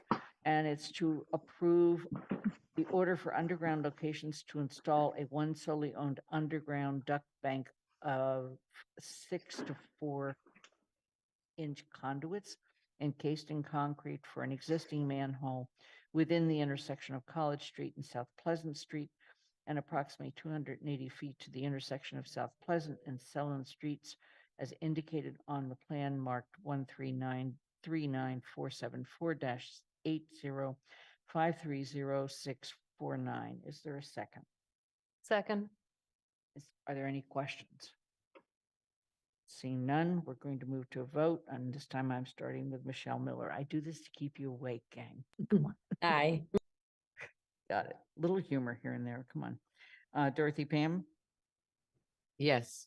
Pam Rooney, Yes. Kathy Shane, Yes. Andy Steinberg, Aye. Jennifer Taub, Yes. Alicia Walker, Yes. Shalini Bal-Noon, Yes. Pat Angels, Aye. Anna Devlin Gothier, Aye. Lynn Griesmer's and I, Mandy Johanicky, Aye. Anika Lopes. Aye. That's unanimous. The second one associated with this is to approve the order for underground locations to install a one solely owned underground manhole and 140-foot duct bank of 6 to 4 inches conduits encased in concrete at the intersection of Sullen and South Pleasant Streets as indicated on the plan marked 139394744-80530649. The manhole will intersect the proposed duct bank requested in Eversource petition 13939474. Construction will continue northerly along South Pleasant Street, connecting to an existing duct bank that ends approximately 100 feet from manhole 128-/6U. Is there a second? Second. Any questions or comments? Seeing none, I'll move to a vote, and this time we start with Dorothy Pam. Yes. Pam Rooney, Yes. Kathy Shane, Yes. Andy Steinberg, Aye. Jennifer Taub, Yes. Alicia Walker, Yes. Shalini Bal-Noon, Yes. Pat Angeles, Aye. Anna Devlin Gothier, Aye. Lynn Griesmer's and I, Mandy Johanicky, Aye. Anika Lopes, Aye. Michelle Miller. Aye. It is unanimous. We now go on to the poll regarding the third hearing, and this is to approve the order for joint or identical pole locations to install one jointly owned 40-foot mid-span pole on 354 Henry Street as indicated on the plan marked 132374440-80521995. Is there a second? Second. Are there any questions or comments? Being none, we'll begin with Pam Rooney. Aye. I think that was an aye. Pam, Again, yes. Kathy, Yes. Andy Steinberg, Aye. Jennifer Taub, Yes. Alicia Walker, Yes. Shalini Bal-Noon, Yes. Pat Angeles, Aye. Anna Devlin Gothier, Aye. Lynn Griesmer's and I, Mandy Johanicky, Aye. Anika Lopes, Aye. and Michelle Miller, Aye.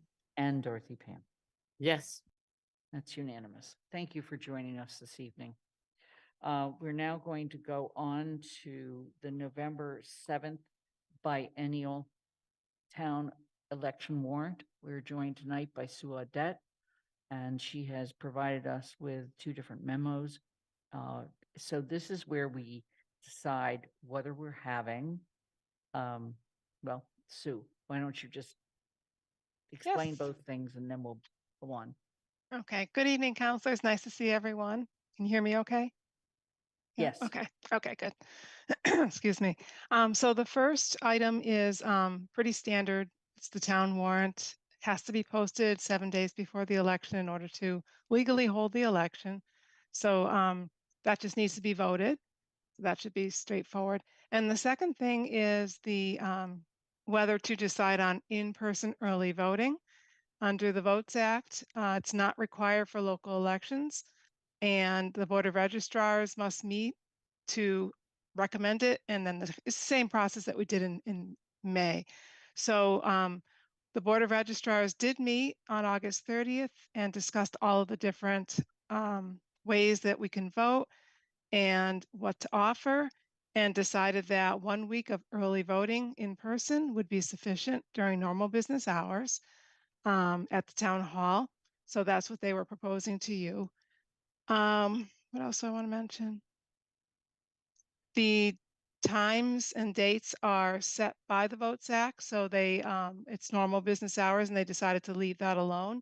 They did discuss having it on a Saturday. They did discuss having it during the week at night and decided that the outcome of, or the turnout was not high enough to warrant it. Based on like the 4 different ways that people can vote, they thought that offering it for a full week for a local election was sufficient. So those are the 2 things. Okay, and for the benefit of the public and counselors who are regularly communicating with the public, would you please just review the 4 ways people can vote? Yes, absolutely. So you have absentee, which has been on the books forever. So that is when a person is not able to go to the polls on election day. They can vote as soon as the ballots are ready in our office over the counter or by mail. There's mail-in ballots. Anybody can request a mail-in ballot, no excuse needed. And right now we have about 1,200 requests so far. There's of course voting on election day from 7 a.m. until 8 p.m. at your polling place. And then the 4th is, if you opt in for the local, is the in-person early voting. Before we move to these 2 motions, are there other questions about voting at this time? Dorothy? I just need a little more specificity. So if does that mean it starts on Tuesday, the 31st of October? No, Monday through Friday. So it'll be October 30th through Friday, November 3rd. Okay, that's good. So Monday through Friday, and then not the day before the election. No, right? because the law outlines that, let me grab this Okay. here. All right. And the hours again would be 8 a.m. to 4? 4:30, normal business hours. Yeah. Okay, but I don't, those aren't handy. I mean, I just wanted you to say what the normal business hours were. Oh, I'm sorry. Okay, 8 a.m. to 4:30 p.m., Monday through Friday, October 30th. And the way the law reads, we can't begin any earlier than the 17th day before the election, and we cannot end any later than 2 business days before the election. So we're constrained. Okay, thank you. You're welcome. Thank you very much. Okay. Are there any other questions? Okay, then I'm going to place the first, I'm sorry, Kathy. I just have a really quick one, Sue. I'm totally in favor of this. At a future date or just send it in, I'd be curious on how many come in person. And I find we've been voting that way and it's so easy. So people are doing it kind of there in their ways. So just to get a count on how many we get in that after this next election, I don't want you to have to do it. I think it's a useful piece of information. I can tell you what happened in May. We had 400 and it was in the memo, 424, something like that. Can't find it right now, but it was about 105, 110 a day. And we did have one evening and it was only a handful of people that came in throughout the whole night. I mean, I could count them on both hands. So that was pretty dead. Yeah. Thank you. Okay. Any other questions? Okay, move to approve the warrant for the regular town election on Tuesday, November 7th, 2023 for posting. Is there a second? Second. Any other questions or comments? Then I believe I'm at Kathy Shane. Yes. Andy Steinberg. Aye. Jennifer Taub. Yes. Alicia Walker. Yes. Shalini Balmillan. Yes. Pat DeAngelis. Aye. I'm Devlin Gothier. Aye. Lynn Griesmer's an aye. Mandy Johanicky. Aye. Anika Lopes. Aye. Michelle Miller. Aye. Dorothy Pam. Yes.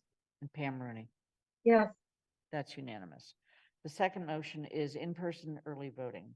To hold in-person early voting are in the first floor meeting room of Town Hall for the following dates and times. Monday, October 30th, 2023, 8 to 4:30. We continue on Tuesday, Wednesday, and Thursday, October 31st, November 1st, November 2nd, November 3rd, all from 8 o'clock a.m. to 4:30 p.m.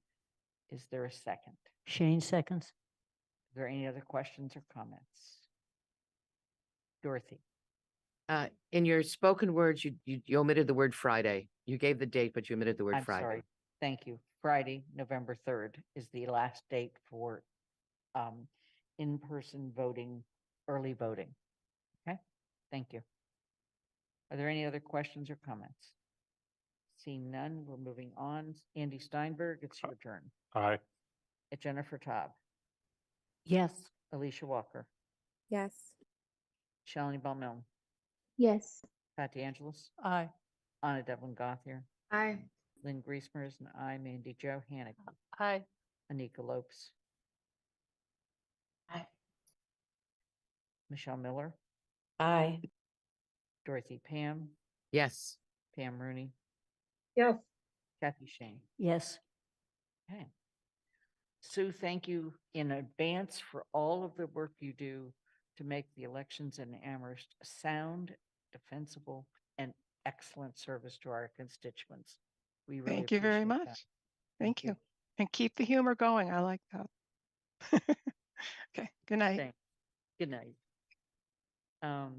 Okay, we are going to go on to the Charter Review Committee charge.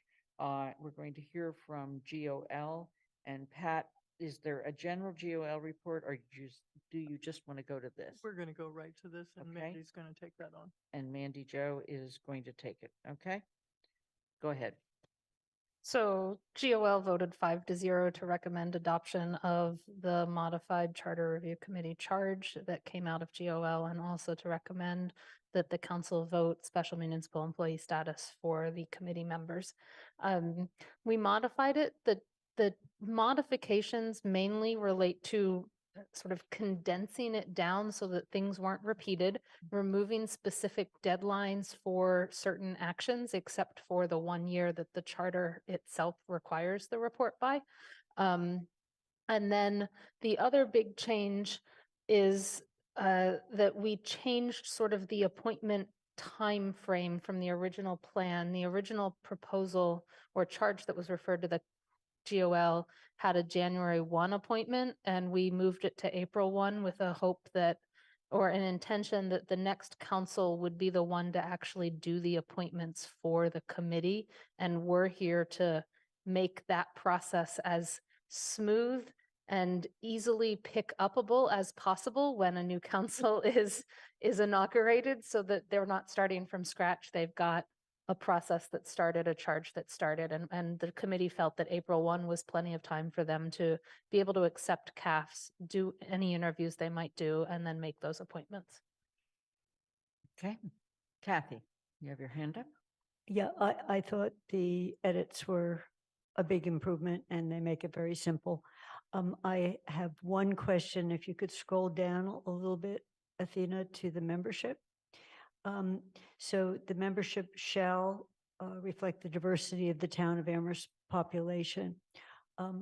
When we get to that in the future, the next council, it would be nice to have some definition of what that means. I think we shouldn't, the easiest thing is we shouldn't all be the same type of something. But, we have people who are farmers. We have different social classes. So I don't want it defined here. I just want, maybe we have a quick discussion on what do we mean by that. And then we see who applies, right? We can only appoint the people who apply. Okay. Are there other comments or questions?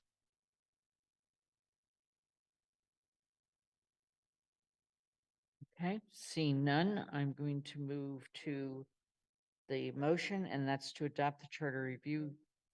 I'm sorry. Oh, I'm sorry, Dorothy. I had trouble raising my hand. I think in answer to Kathy's question, if we just add the statement about diversity, that you just add the word representative, and that means that the idea would be trying to represent a variety of people and classes in the town so that it speaks for the whole town. Are there any other questions or comments? Okay, to adopt the Charter Review Committee charge as presented. Is there a second? Second. Are there any other questions or comments? Seeing none, Jennifer, it's your turn. Yes. Alicia Walker, Yes. Shalini Bowman, Yes. Pat DeAngelis, Aye. Anna Devlin Gothier, Aye. Lynn Griesmer is an aye. Mandy Jo Hannick. Aye. Sorry, Mandy Jo. Aye. Anika Lopes, Aye. Michelle Miller, Aye. Dorothy Pam, Yes. Pam Rooney. Is she still here? Pam. Yes. Okay, thank you. Kathy Shane, Yes. Andy Steinberg. Aye. It's unanimous. We also need to vote the SME or Special Municipal Employee status for the Charter Review Committee. And so the motion there is to designate special municipal employee SME status for the Charter Review Committee. Is there a second? There's a second, but I'll second, but I just realized that no, there's more, but it's the 2024 Charter Review Committee. Thank you. So that's how the motion should read. We changed the title of it.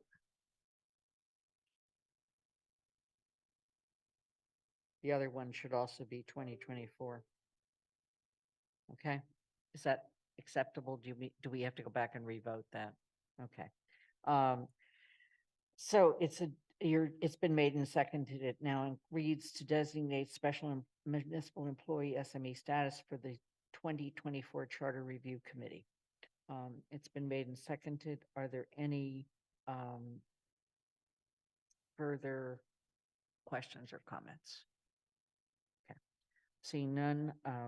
Alicia, it's your turn. Yes. Shalini Bowman, Yes. Pat DeAngelis, Aye. Anna Devon Gothier, Aye. Lynn Griesmer is an aye, Mandy Jo Hannicky, Aye. Anika Lopes,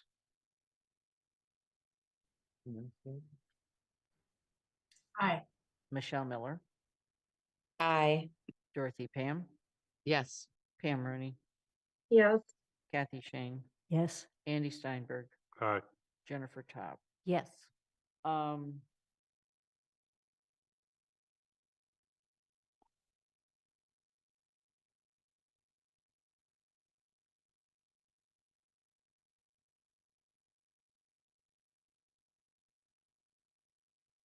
So we have one Would more you like me to motion. speak to that one? Yes, Okay. yes. I know where we. Sorry, wanna go.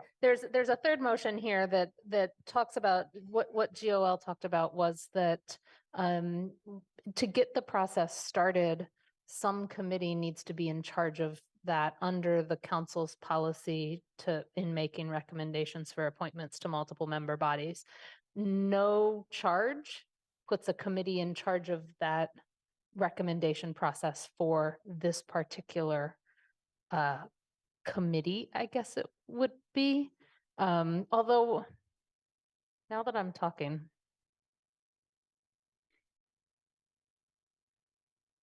the town council is the appointing authority. So what GOL talked about was it really probably most logically falls within GOL's general charge, but in order to start the process, GOL needs a referral from the council to begin things like posting the bulletin board notice. Otherwise, there's no council committee in charge of it under the process for the council's adopted for making appointments or making recommendations for appointments. It's a really long policy title. And the other thing is things like the CAF that we have out there for council committee appointments might not actually have an option to check the 2024 Charter Review Committee. I know the last time we had to do one with the precincting, the redistricting committee, we had to add that option onto the CAF. So they would check things like that. So this upcoming motion is a motion to essentially refer to GOL the start of the process. And within this motion, it really only talks about the bulletin board notice and reviewing and making sure the community activity form is inclusive of the new committee. And all, but it explicitly states that the process the process would begin with this council, but finish and continue with the next council so that it's clear that this council is not intending to make the appointments. There is a date in here. GOL did not talk about a specific date by which it would post the bulletin board. And I must say, as personally in reading the date and the I'm not even sure what the date is for. If it's, you have to post by September 18th, I would not recommend that because then we'll be getting caps for months before anybody does anything with them. If we're going to put a date in, I would put the end of the year. And aim for the council basically posting this sometime in December. It's one of the things that comes to my mind, and that is that it really would not be appropriate for this council to be receiving the CAFs. And so it seems to me that the best time to post this would be January 2nd, 2024. Yeah. At that point, the council officially turns over, and all CAF responses would come to the new council. And GOL could certainly do that through a direction to the town, our clerk of the council, Right. of finish the posting and, hey, can you post this on this particular day? Right. So if we're going to have a date in here, it would be by January 2nd, 2024. Does that make sense? Okay.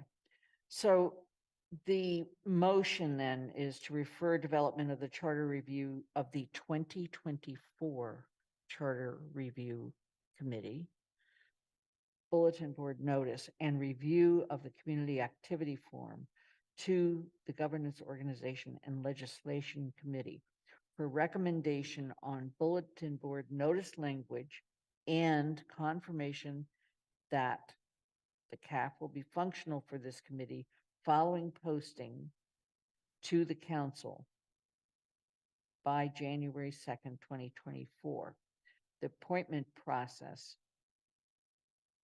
will begin with this council, but actually be concluded by the next.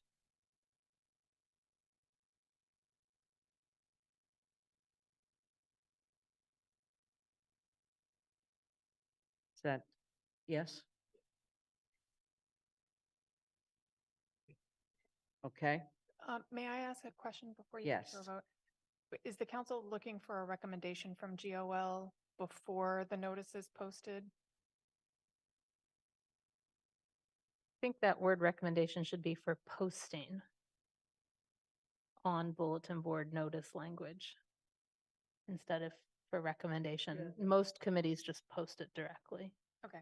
Yeah, We did not eloquently word this motion at all. I don't even want to talk about motion development. Sometimes it looks like something else. It's not at the top of my game this weekend. So the council is not seeking a recommendation from GOL. They're looking to GOL to continue and approve the notice, and then I'll go ahead and post it by January 2nd. Is that I correct? believe that is the intent. Okay, perfect. Thank you. Okay. Are there questions from the council? I think you made that motion, Lynn, but we don't have a second. Oh, is there a I'll second? second. Okay. Are there questions from the council? Okay, seeing none. We've done the full alphabet. So we're back to Shalini Bowman. Yes. Pat DeAngelis. Aye. Anna Devlin Gothier. Aye. Lynn Griesmer and I, Mandy Johanicky. Aye. Anika Lopes. Aye. Michelle Miller. Aye. Dorothy Pam. Yes. Pam Rooney. Yes. Kathy Shane. Yes. Andy Steinberg. Aye. Jennifer Taub. Yes. And Alicia Walker. Yes. Okay, thank you. That's unanimous. And let me say we're going to take a break. Like, I think people really need one. And when we come back, we'll talk about the town manager evaluation process and conclude our meeting. Okay, we will return at 8:15. Please turn off your mics. Please turn off your picture and turn your picture back on when you come back.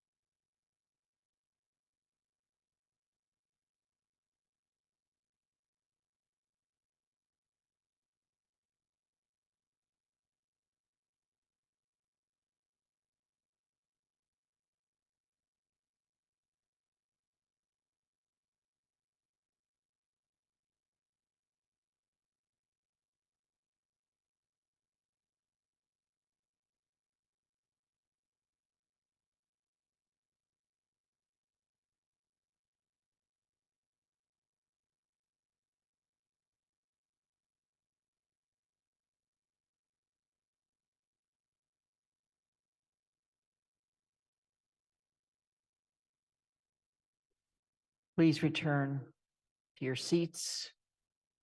Please put your video on if you're back.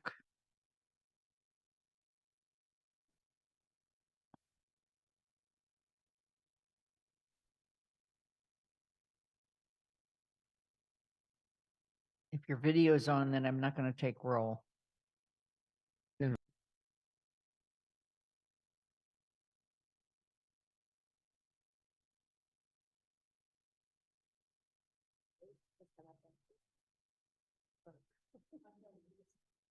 Michelle, Shalini, Anna, are you here? Alicia, are you here?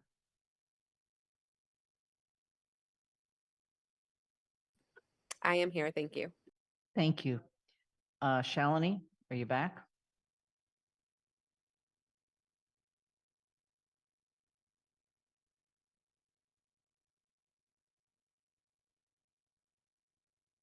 Dorothy, you have your hand up, but we haven't gone back into session yet, so hold on. Shalini? It was a private question. Well, no, whatever. Yeah. Okay, let's get going. We are moving on to our first discussion of the town manager evaluation process. Dorothy, you have your hand up. Yeah, I just wanted to say that I will have to leave at 9. I've assigned my students to watch the Busing Battleground movie about Boston in 1974 tonight at 9. And that's where I'll be. So just wanted to let you know. Thank you. Thank you for letting us know, and we'll make sure we note that in the minutes. Perhaps we'll all be done by 9.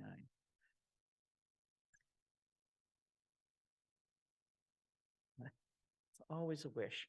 All right. In preparation for this discussion, I put together the draft. It's all draft. Everything is draft. Okay. Draft timeline, and attached various documents. Some of them are not drafts. For instance, the goals for the town manager are not draft. We adopted those. The town manager's contract and 2 amendments are not drafts. They've already been approved and signed. The other things that are in here that are obviously there for discussion is the valuation instrument for staff, the example of emails to staff, committee chairs and the public, and the instrument we used in the past. Just to remind people, I did not try to get creative. I tried to basically lay it out so that we could begin the discussion. So Dorothy, you have your hand up.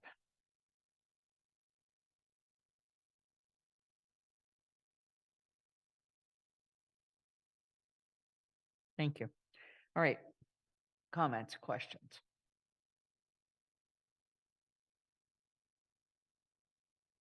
Mandy Jo. My basic comment is mainly on the proposed schedule, which I think is too long. As proposed, it's asking the manager to write a self-evaluation on a year's worth of work after barely 9 months, not even a full 9 months. And and then we spend the next 2.5 months, essentially a full 8 or 9 weeks with meetings that discuss those evaluations, starting on October 16th and ending on December 18th. That seems extremely long and drawn out. And so I would like to see the process shortened to sort of as short as it could get, as compact as it could get, I guess, or compacter, with the possibility of having the manager submit his self-evaluation in late October, if not early November.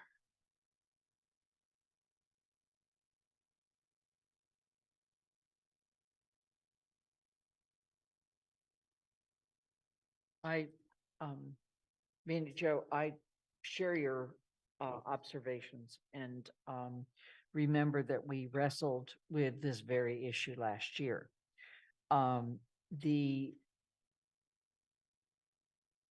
So one option is for us to refer this to GOL, which is where something like this belongs, and have them discuss how to shorten this and bring it back to the council meeting next week. It has been posted with GOL, just in case we wanted to do that, but it doesn't have to be. And what I think would be interesting is to take your goal of having the town managers emailing us his self-evaluation to be sometime in late October, and kind of work forward and backward from that.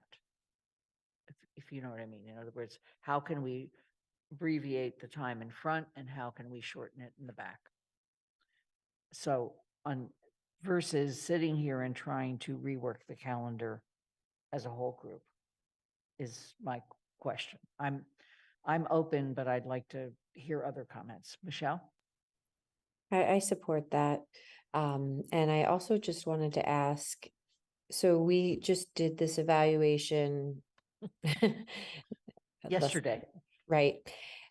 So, and maybe this is a question if it does go to GOL, but is there a way that we can take the mechanism that we're using and have it somehow reflect that we build off of what we've already put a lot of work into in the evaluation 9 months ago, as opposed to, or will the mechanism be exactly the same, like the same sort of depth and breadth that we were asked to do? Let me provide kind of 2 or 3 pieces of history here. First of all, the charter requires that we annually review the town manager. Okay, so we have to do that. The process that we use to evaluate the town manager is a legacy from the select board. Virtually everything about it is a legacy. The staff questionnaire, the fact that we asked the community and the committees and the public and staff to all give us feedback is legacy. The fact that we write individual evaluations is legacy. The fact that we then have a reading session is legacy. And the fact that we then do the review of the memo, which has to be written only by one person because otherwise it's a debate and outside a public meeting. And then we come back and we review the changes. So in other words, the entire process is a legacy. Over the years, and this is my third point, several of us have wished that we had personally taken the time and come up with a different recommended process that wasn't as long as and drawn out and wasn't as multifaceted. And some of the reasons that I personally, I want to be very clear, have been concerned about this process is that we, particularly when it comes to the community and to committees, we do not hear from everybody. It is not a statistical sample. And therefore, it makes it very hard for me, besides reading those comments, to say, I've now heard from the public, because we haven't heard from the public. So it's very hard for me to defend something where you've only gotten 11 comments in a population of close to 40,000 people. So I'd love for this to be revamped, but I will personally also tell you, I'm not going to have time to do that this year. I'm more than glad to work with anybody else who wants to. I'm also more than glad to have this go to GOL and see what we can do to shorten the time frame. But I am not in a position to offer to redo this evaluation process this year, as much as I would love to do so. Jennifer. It just seems to me it is too late. We're at the evaluation, so this is really not the time we can revamp the evaluation. I mean, could that be something that's on the next council's much earlier agenda? Be the best time to do it. We're talking about the questionnaires going to staff and departments next week, so how could we revamp it? Well, I think if we send this to GOL, there may be a way to shorten, maybe a way to start this later and then end it even earlier. So that instead of it being over a 3-month period, perhaps we can make it over 6 weeks or even less. So that we would not have to send out everything by Right. next week. It still seems tight to really make substantial. Yeah, I mean, to revamp it at this point is, well, it's not something I can do. As much as I would love to see it done. So, maybe the best thing is to refer to GOL, to look at the timeline. Why GOL?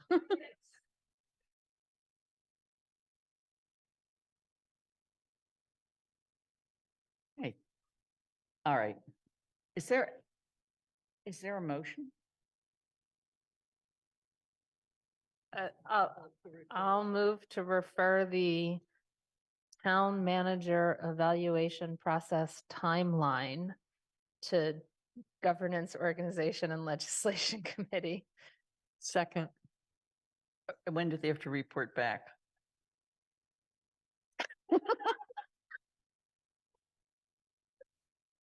When does GOL have to report back? You can either report back on the 18th or you can report back on the October 2nd, unless something has to happen as soon after the 18th. There we go. I think that's wonderful. The motion's been made. Is there a second? Okay, we already seconded. Are there any other questions about this? Then we're going to move to a vote for referral. I have to find a sheet where I can even record a vote. Thank you. Okay. I've been informed that Pat is the next one up. Aye. Dorothy has her hand up, Lynn. Dorothy? I just want to say something that's just totally obvious, that the town manager has lots of vacancies in his leadership cabinet.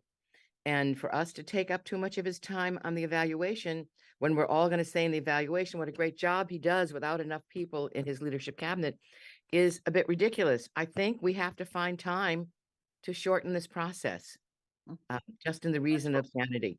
Okay, That's the goal. good. Thank you. Okay. All right.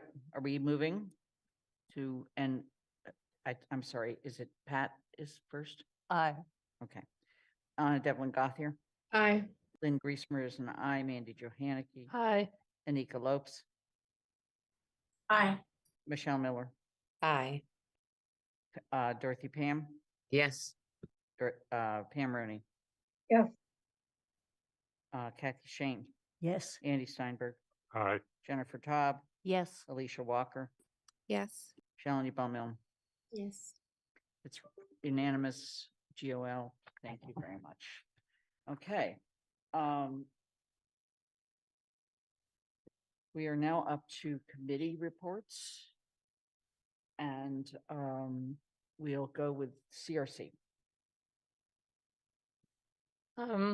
We're still working on the nuisance house / nuisance property bylaw. We're trying to rename it nuisance property. And this coming, where's my calendar? A week from Thursday, right? There's my calendar. Let me make sure I get the date right, because it would be bad if I had that wrong. On September 21st, there will be a public hearing on the opt-in specialized stretch code and whether to adopt it. Okay, and so the earliest that would come to the council is October. Well, yeah, because if we finish with it, it goes to GOL from there. Got it. Okay.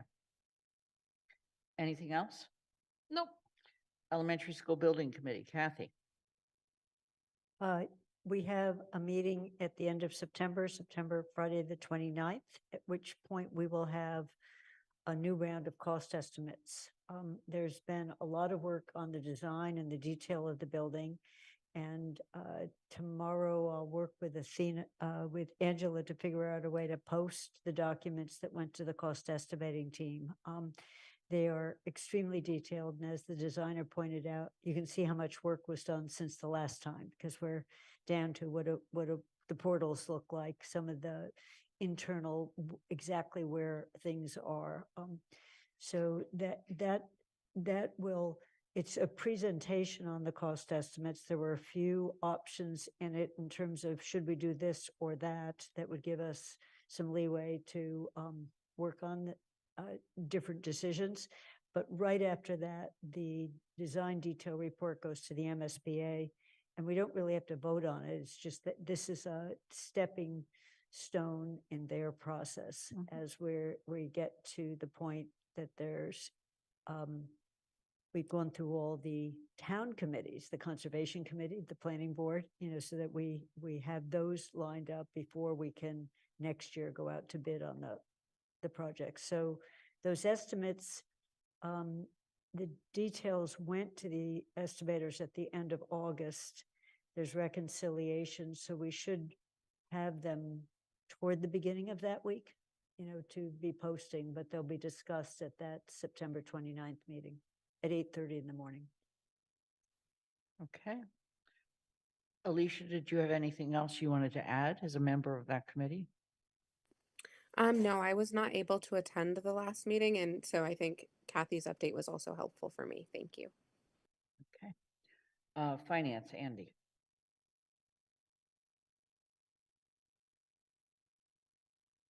The Finance Committee, so that you know, has decided on meeting for the present on Friday afternoons at 1 o'clock is the time that was accommodating the greatest number of members.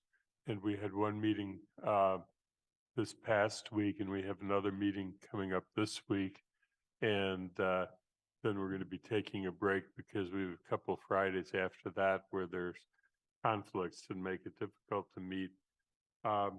There are 3 referrals that were made to the committee, and we took a vote on a motion regarding town council compensation, and we have to then now agree on the language for the report on that.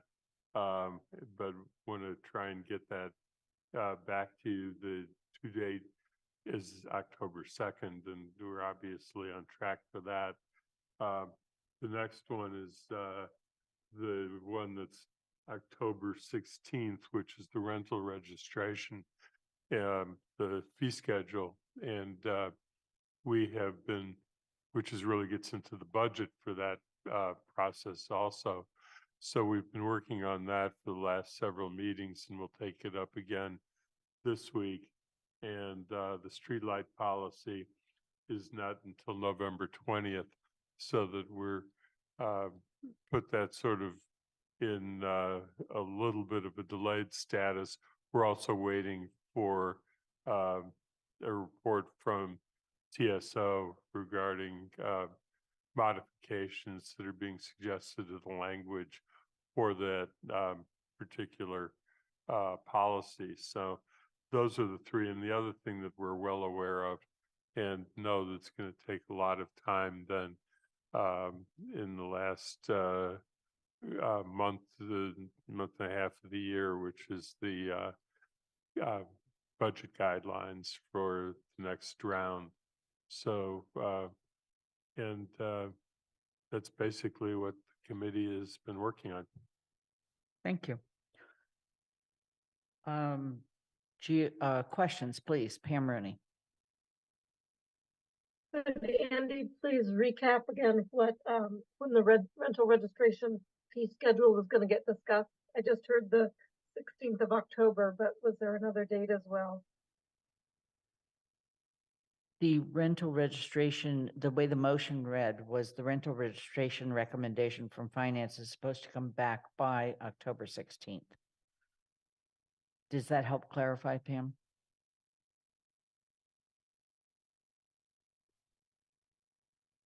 Yes? Okay, thank you. GOL, Pat? Yeah, we have been working on a series of proclamations, et cetera, which is usual part of our work. We have also continued to look at or started to look at the charter review, and we were able to do that as a council tonight. We are looking at the continuation of the rules of procedure. There are only 6 GOL meetings left before the end of the year. We all know we have a carryover memo to do. We have the town manager evaluation process. So we're going to be working quite intently for the next 6 meetings. Okay. Any questions on that? Jones Library Building Committee, Anika and Paul. So the next meeting will be on 9/27, which is, hold on, I'm just trying to get my head around this, which is a Wednesday at 1 p.m. at the Jones Library. Okay. Yeah, Paul? and I can add that I think it's this week that the designers are taking the demolition plan to the Historical Commission, and they're also starting to work their way through, just getting a schedule for going through the various boards like DRB, Planning Board, and other boards that they have to go through. Okay. TSO, Anika. TSO, our next meeting will be this Thursday, the 14th at 7 p.m. Agenda will be posted tomorrow. Okay. AHRA, Michelle. Yes, we will be voting on our final report a week from today.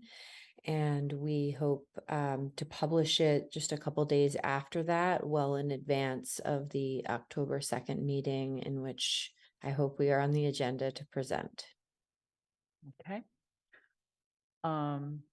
Any liaison reports? Oh, I'm sorry, Kathy.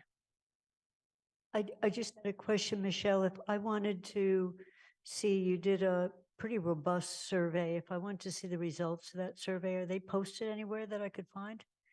The survey will be part of the appendices, the full survey. All of the data will be part of the appendices of the final report. Thank you. Okay. Any liaison reports? Okay. We had no minutes to approve. Paul, town manager's report. You have a written report. Yes, so I would like to highlight a few things. So first off, thank you to the council for approving the appointments. We're especially excited about having our public health director join us. Her first day, I believe, is like October 2nd. She's going to be coming in next week to start meeting with staff and preparing for her entry to the staff. I think she will be a really nice welcome addition to us. And as was pointed out, we do have vacancies at high levels, so this is good to get this one moving forward. For the other vacancies, you heard from the police chief search consultants that we have. You have the timeline for that. It's a pretty deliberate timeline. I will need to come back to you to ask for additional time to keep the temporary police chief, which I noted in the memo at that time. But we will have a firmer grip on exactly how much time I will need. It's not going to be very much additional time I will request. So they spent the entire day today, starting at 7:45 and concluded with you tomorrow. They again start at 7:45. There's a public information meeting at 9 at the Banks Community Center, and that's hopefully for people like seniors and business owners, people who find it easier to attend something in the day. And then we also have one at 6 at the Jones Library. And the idea on this is that you don't have to be there at the beginning. You can just drop by, and you can come by. You can stay for 15 minutes, say what you want to say, and leave. But you're welcome to stay the entire time. But if you can't get there at 6, you get there at 6:30 or 7. That's all fine. So just so people know that it's more to listen to you. I've been really pleased with the work that our consultants have been doing. So I think this is a good outreach effort. And again, they're as I think they said, we have more outreach efforts that they will be doing with us. We are the finance director. We're reviewing that job description one more time before that gets posted. In the meantime, you've heard before that we have our co-interim finance directors. Jen LaFountain and Holly Drake. And also, I put this in the town manager report. I want to note that your clerk of the council, Athena Keefe, is going to be taking on a pretty strong leadership role for our budget process, which is really terrific.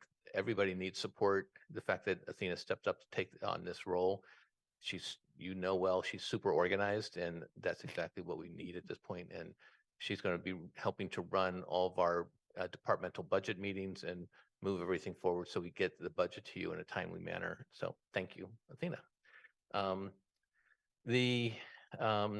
You saw communications director Brianna Sunred had her last day last Friday. There was a really nice send off for her at Sweetser Park. That's a big hole to fill. Again, there are very few people in the Commonwealth have the skill sets that she brought to the job. So we're looking at that job description. It's always like whenever there's a vacancy, we start a sort of a zero-based budgeting approach. We think because sometimes jobs develop around the person's skills, and that's what happened with this. This is a job that Brianna very rapidly grew into and developed in a very high level. So we want to look at exactly what we need for the town. Are there other ways we can, accelerate that position's activity? Notice that nomination papers are due by September 19th. There are a couple of neighborhood outreach sessions that the university is sponsoring on September 14th and 19th, I believe. And there's the East Gables ribbon cutting or grand opening on September 22nd, which I hope you can all attend as well. The North Common, you'll start to see work on that happening tomorrow. The DPW has gone and pretty much removed all of the appliances, as we call them, out there, sort of like the bus stops, the parking meters, the picnic tables, things like that. They've done the trimming of the trees that they wanted to do before the contractor started, and the contractor will mobilize, we anticipate tomorrow.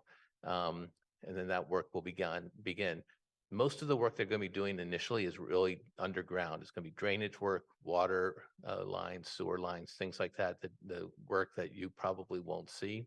But the drainage work is really important so that that entire parcel starts to not be such a wet area, so that it can actually be used throughout the year. We will be relocating some of the events like Mary Maple and the Veterans Day. And so the Veterans Director will be looking at some different locations. We could accommodate them on the Common, but we think that it's probably better to find a location, another location that's equally suitable for this year, at least for Veterans Day. There, you will also see pretty soon some road construction work happening. Our second phase of road construction went out to bid. As we anticipated, we won't be able to do every road or all the roads in there because the bid came up higher than we had money, but that was intentional, just in case they came in lower. So, but there's already some work being done by the low bid contractor, and the dig's safe to start to get ready to hopefully get some of those roads done before the winter ends, before the winter starts. So there's lots of stuff happening. And I just conclude by saying I miss Sean. Big time. So Paul, do you know the location for the UMass outreach meetings? I do. I think I put them in the report. I've been looking. There's one on Lower Main Street, which is the first time they're doing it at Aspen Chase. And I can send them to you. They sent an updated. The one this Thursday is on Fearing Street at 5 o'clock. No, it's actually on Phillips Street. It's on Phillips Street, yeah. Runs into Fearing. Thank you. So we have hands up. Mandy Jo? Yeah. A question, Paul, about the police chief search. All of your communications, both publicly and to the council, have indicated that the councilors will have time to meet with the consultants next week, and that a survey would be going out or a Google sign up. We have not received that yet. When can we expect to receive that? Yeah, so I've got I need to get the other consultants' calendar. It's going to be a direct sign up with the consultants. So I've got one. I didn't get the right link, so it should get out today, but you'll get it tomorrow. And in terms of we have the website set up. There is a feedback form on the website that people can fill out. People can also just email if they prefer. And the consultants are also leaving their business cards, so people can just write directly to them if they like. So we'll do more publicity of the website and the feedback form. Pam? Can we get an update of the CREST director and the status of that investigation, please? Yeah, so I can't share a whole lot about that because it is a personnel issue. Just that we're working very diligently on both the personnel issue and also on the sort of leadership issue at CREST directly.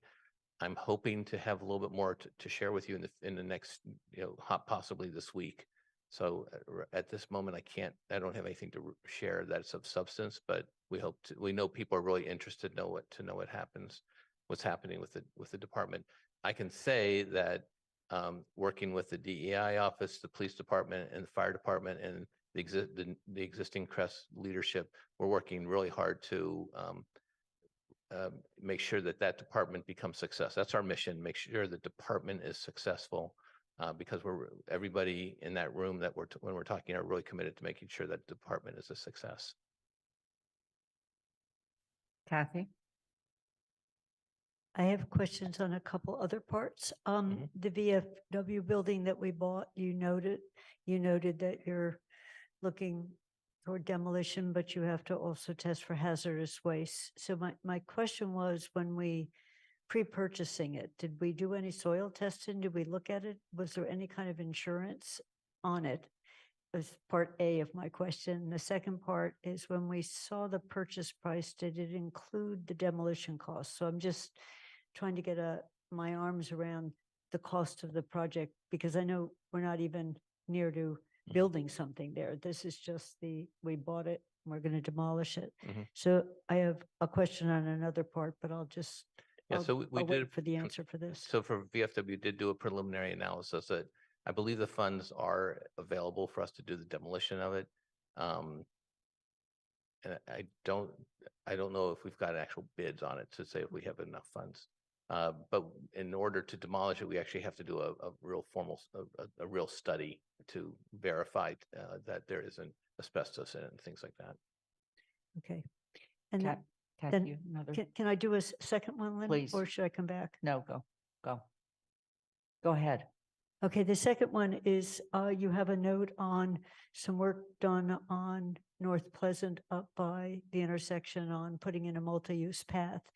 So we've had other discussions about that path, but I just want to make a comment that that's part of a larger plan that was referred to the council, that we then referred to TSO in 2019. And I'd like to make sure we come back to that, because all the way down to UMass, there are plans for different crosswalks or bus stops.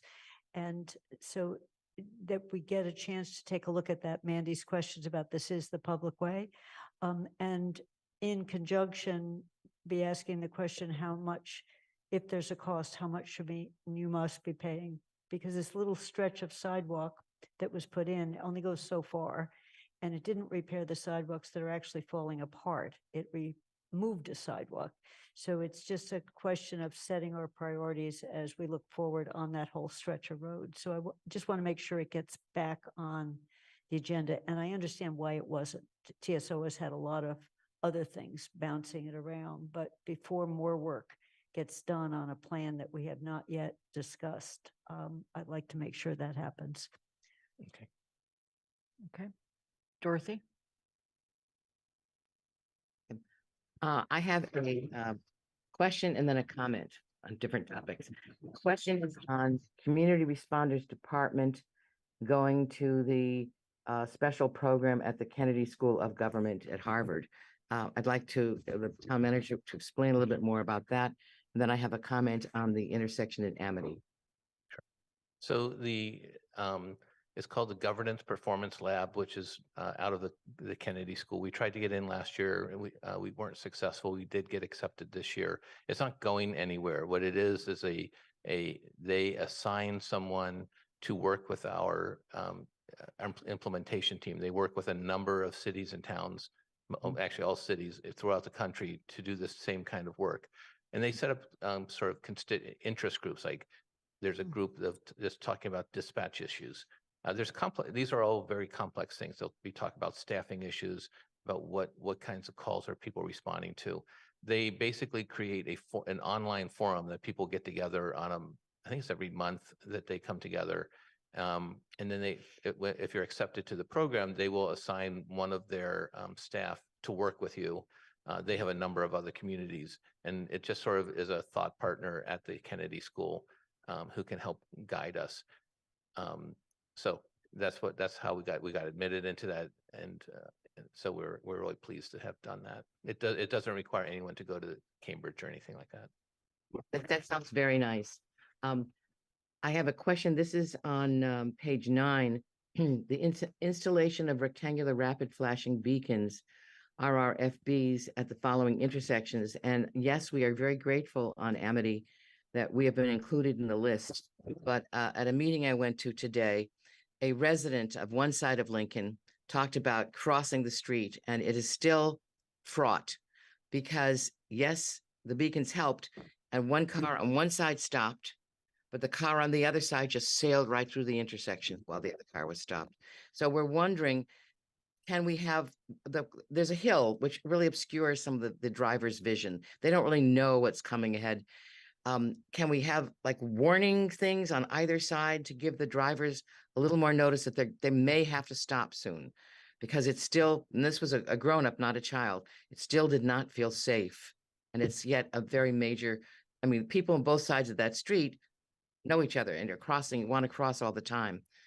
So is there any possibility of like warning lights being put or warning notices being put? I mean, the first step is the RRFBs, which I think is an important first step. I think the next step probably is enforcement by the police department to sit there and sort of monitor traffic. And I think that's it's an area where people do travel quickly and sometimes don't pay attention to what they're doing at that moment in time. There was an accident this weekend there at that intersection. So it is, I think it was at that intersection. Yeah, so someone driving in a car just didn't notice a motorcyclist. So it was not a good situation. So I think the police, asking the police to do some enforcement there might be the way to go.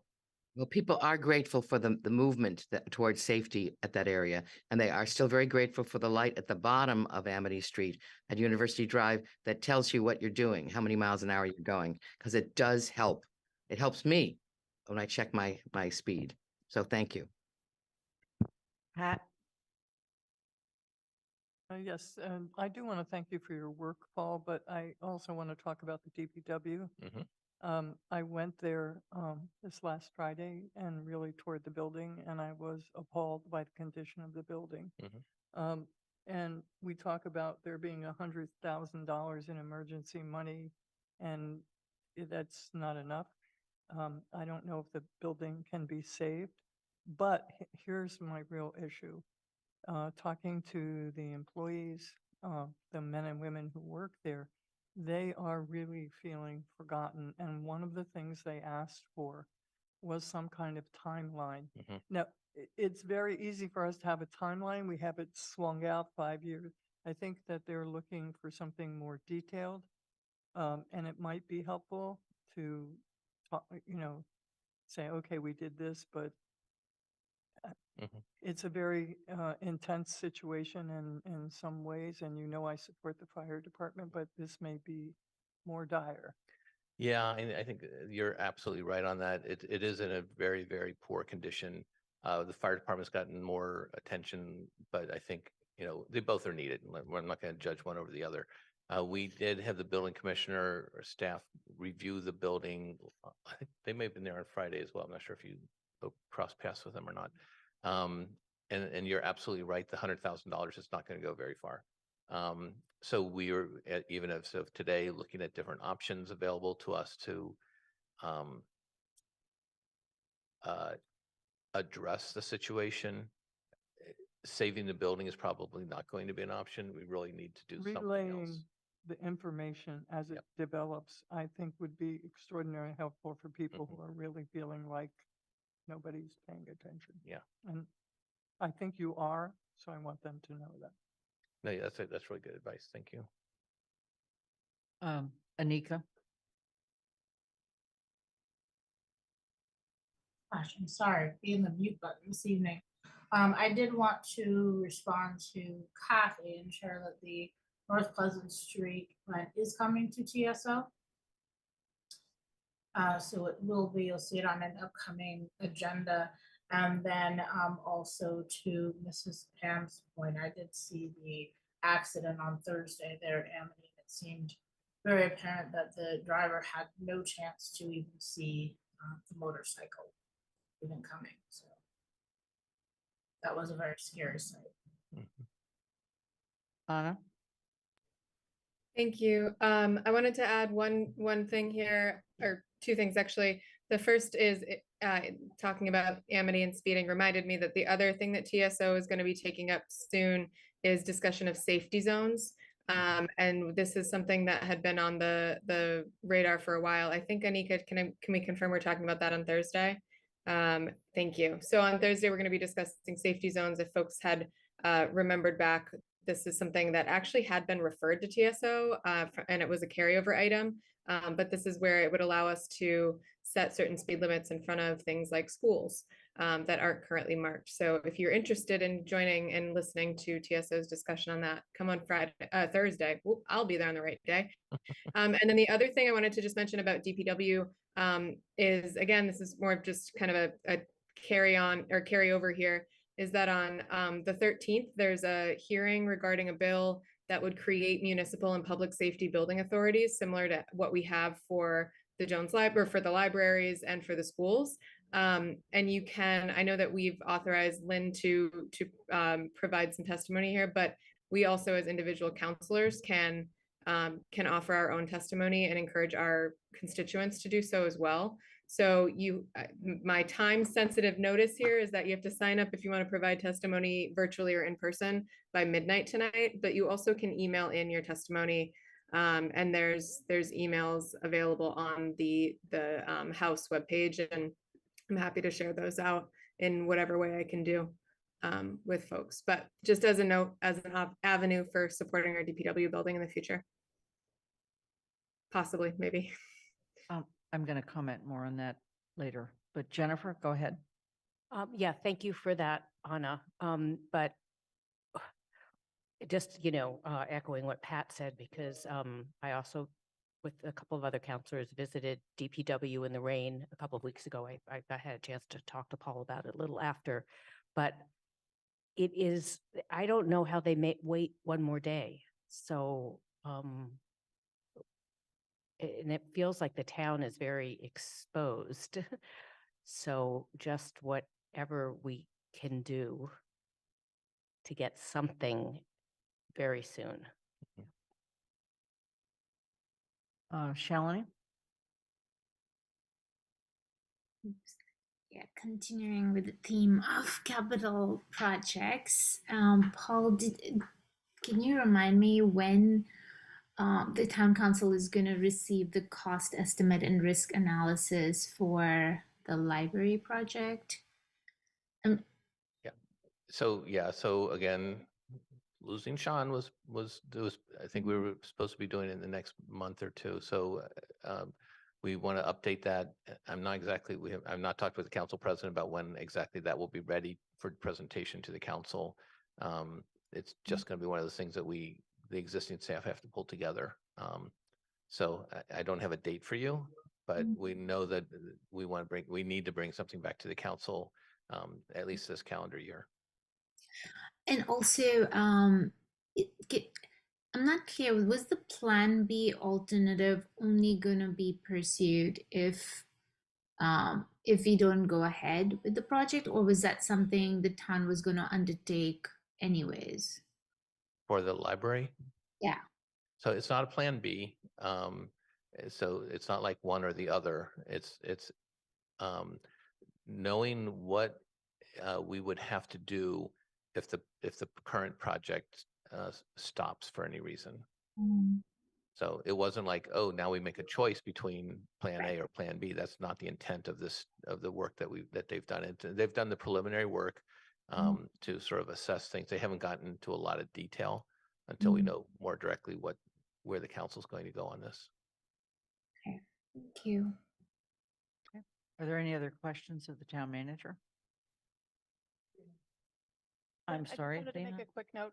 I'm working with the town clerk to get the page ready for the candidate statements. So counselors who are running for reelection and any new candidates will receive information from the town clerk this week, and then the deadline to submit candidate.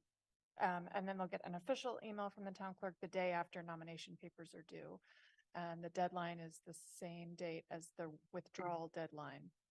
So we'll have more information for you later this week. What is, I'm sorry, The publication of candidate statements. yeah. We'll have Oh, information. candidates who are running for election. Correct. Okay, got it. Yeah. Sorry, I wasn't clear about which candidates we were talking about. Got so many vacancies going on.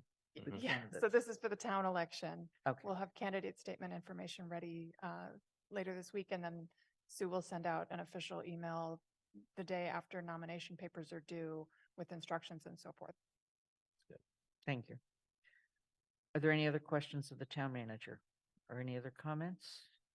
Let me just mention very quickly, I'm glad that Anna mentioned the hearing coming up.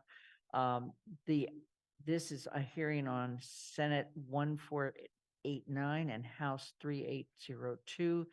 It's an act creating a municipal and public safety building authority. This is something we have actually pushed Joe Comerford and Mindy Dom to do, and they've put these bills forward. And I am in the process of, I have already submitted for testimony, but I also submitted just the summary that's in your packet. It's not for discussion tonight, but it's a summary that we put together way back in 2018 or 17 even, about these two buildings and the state of these buildings back then.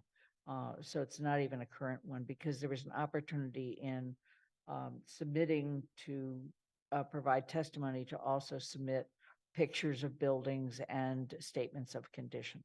So I wanted to just let people know that I drew upon the research that had been done back with the Fire and DPW Advisory Committee that I happen to chair. Are there any other questions or comments at this time? Then we are adjourned and it's 9:02. Thank you. Bye.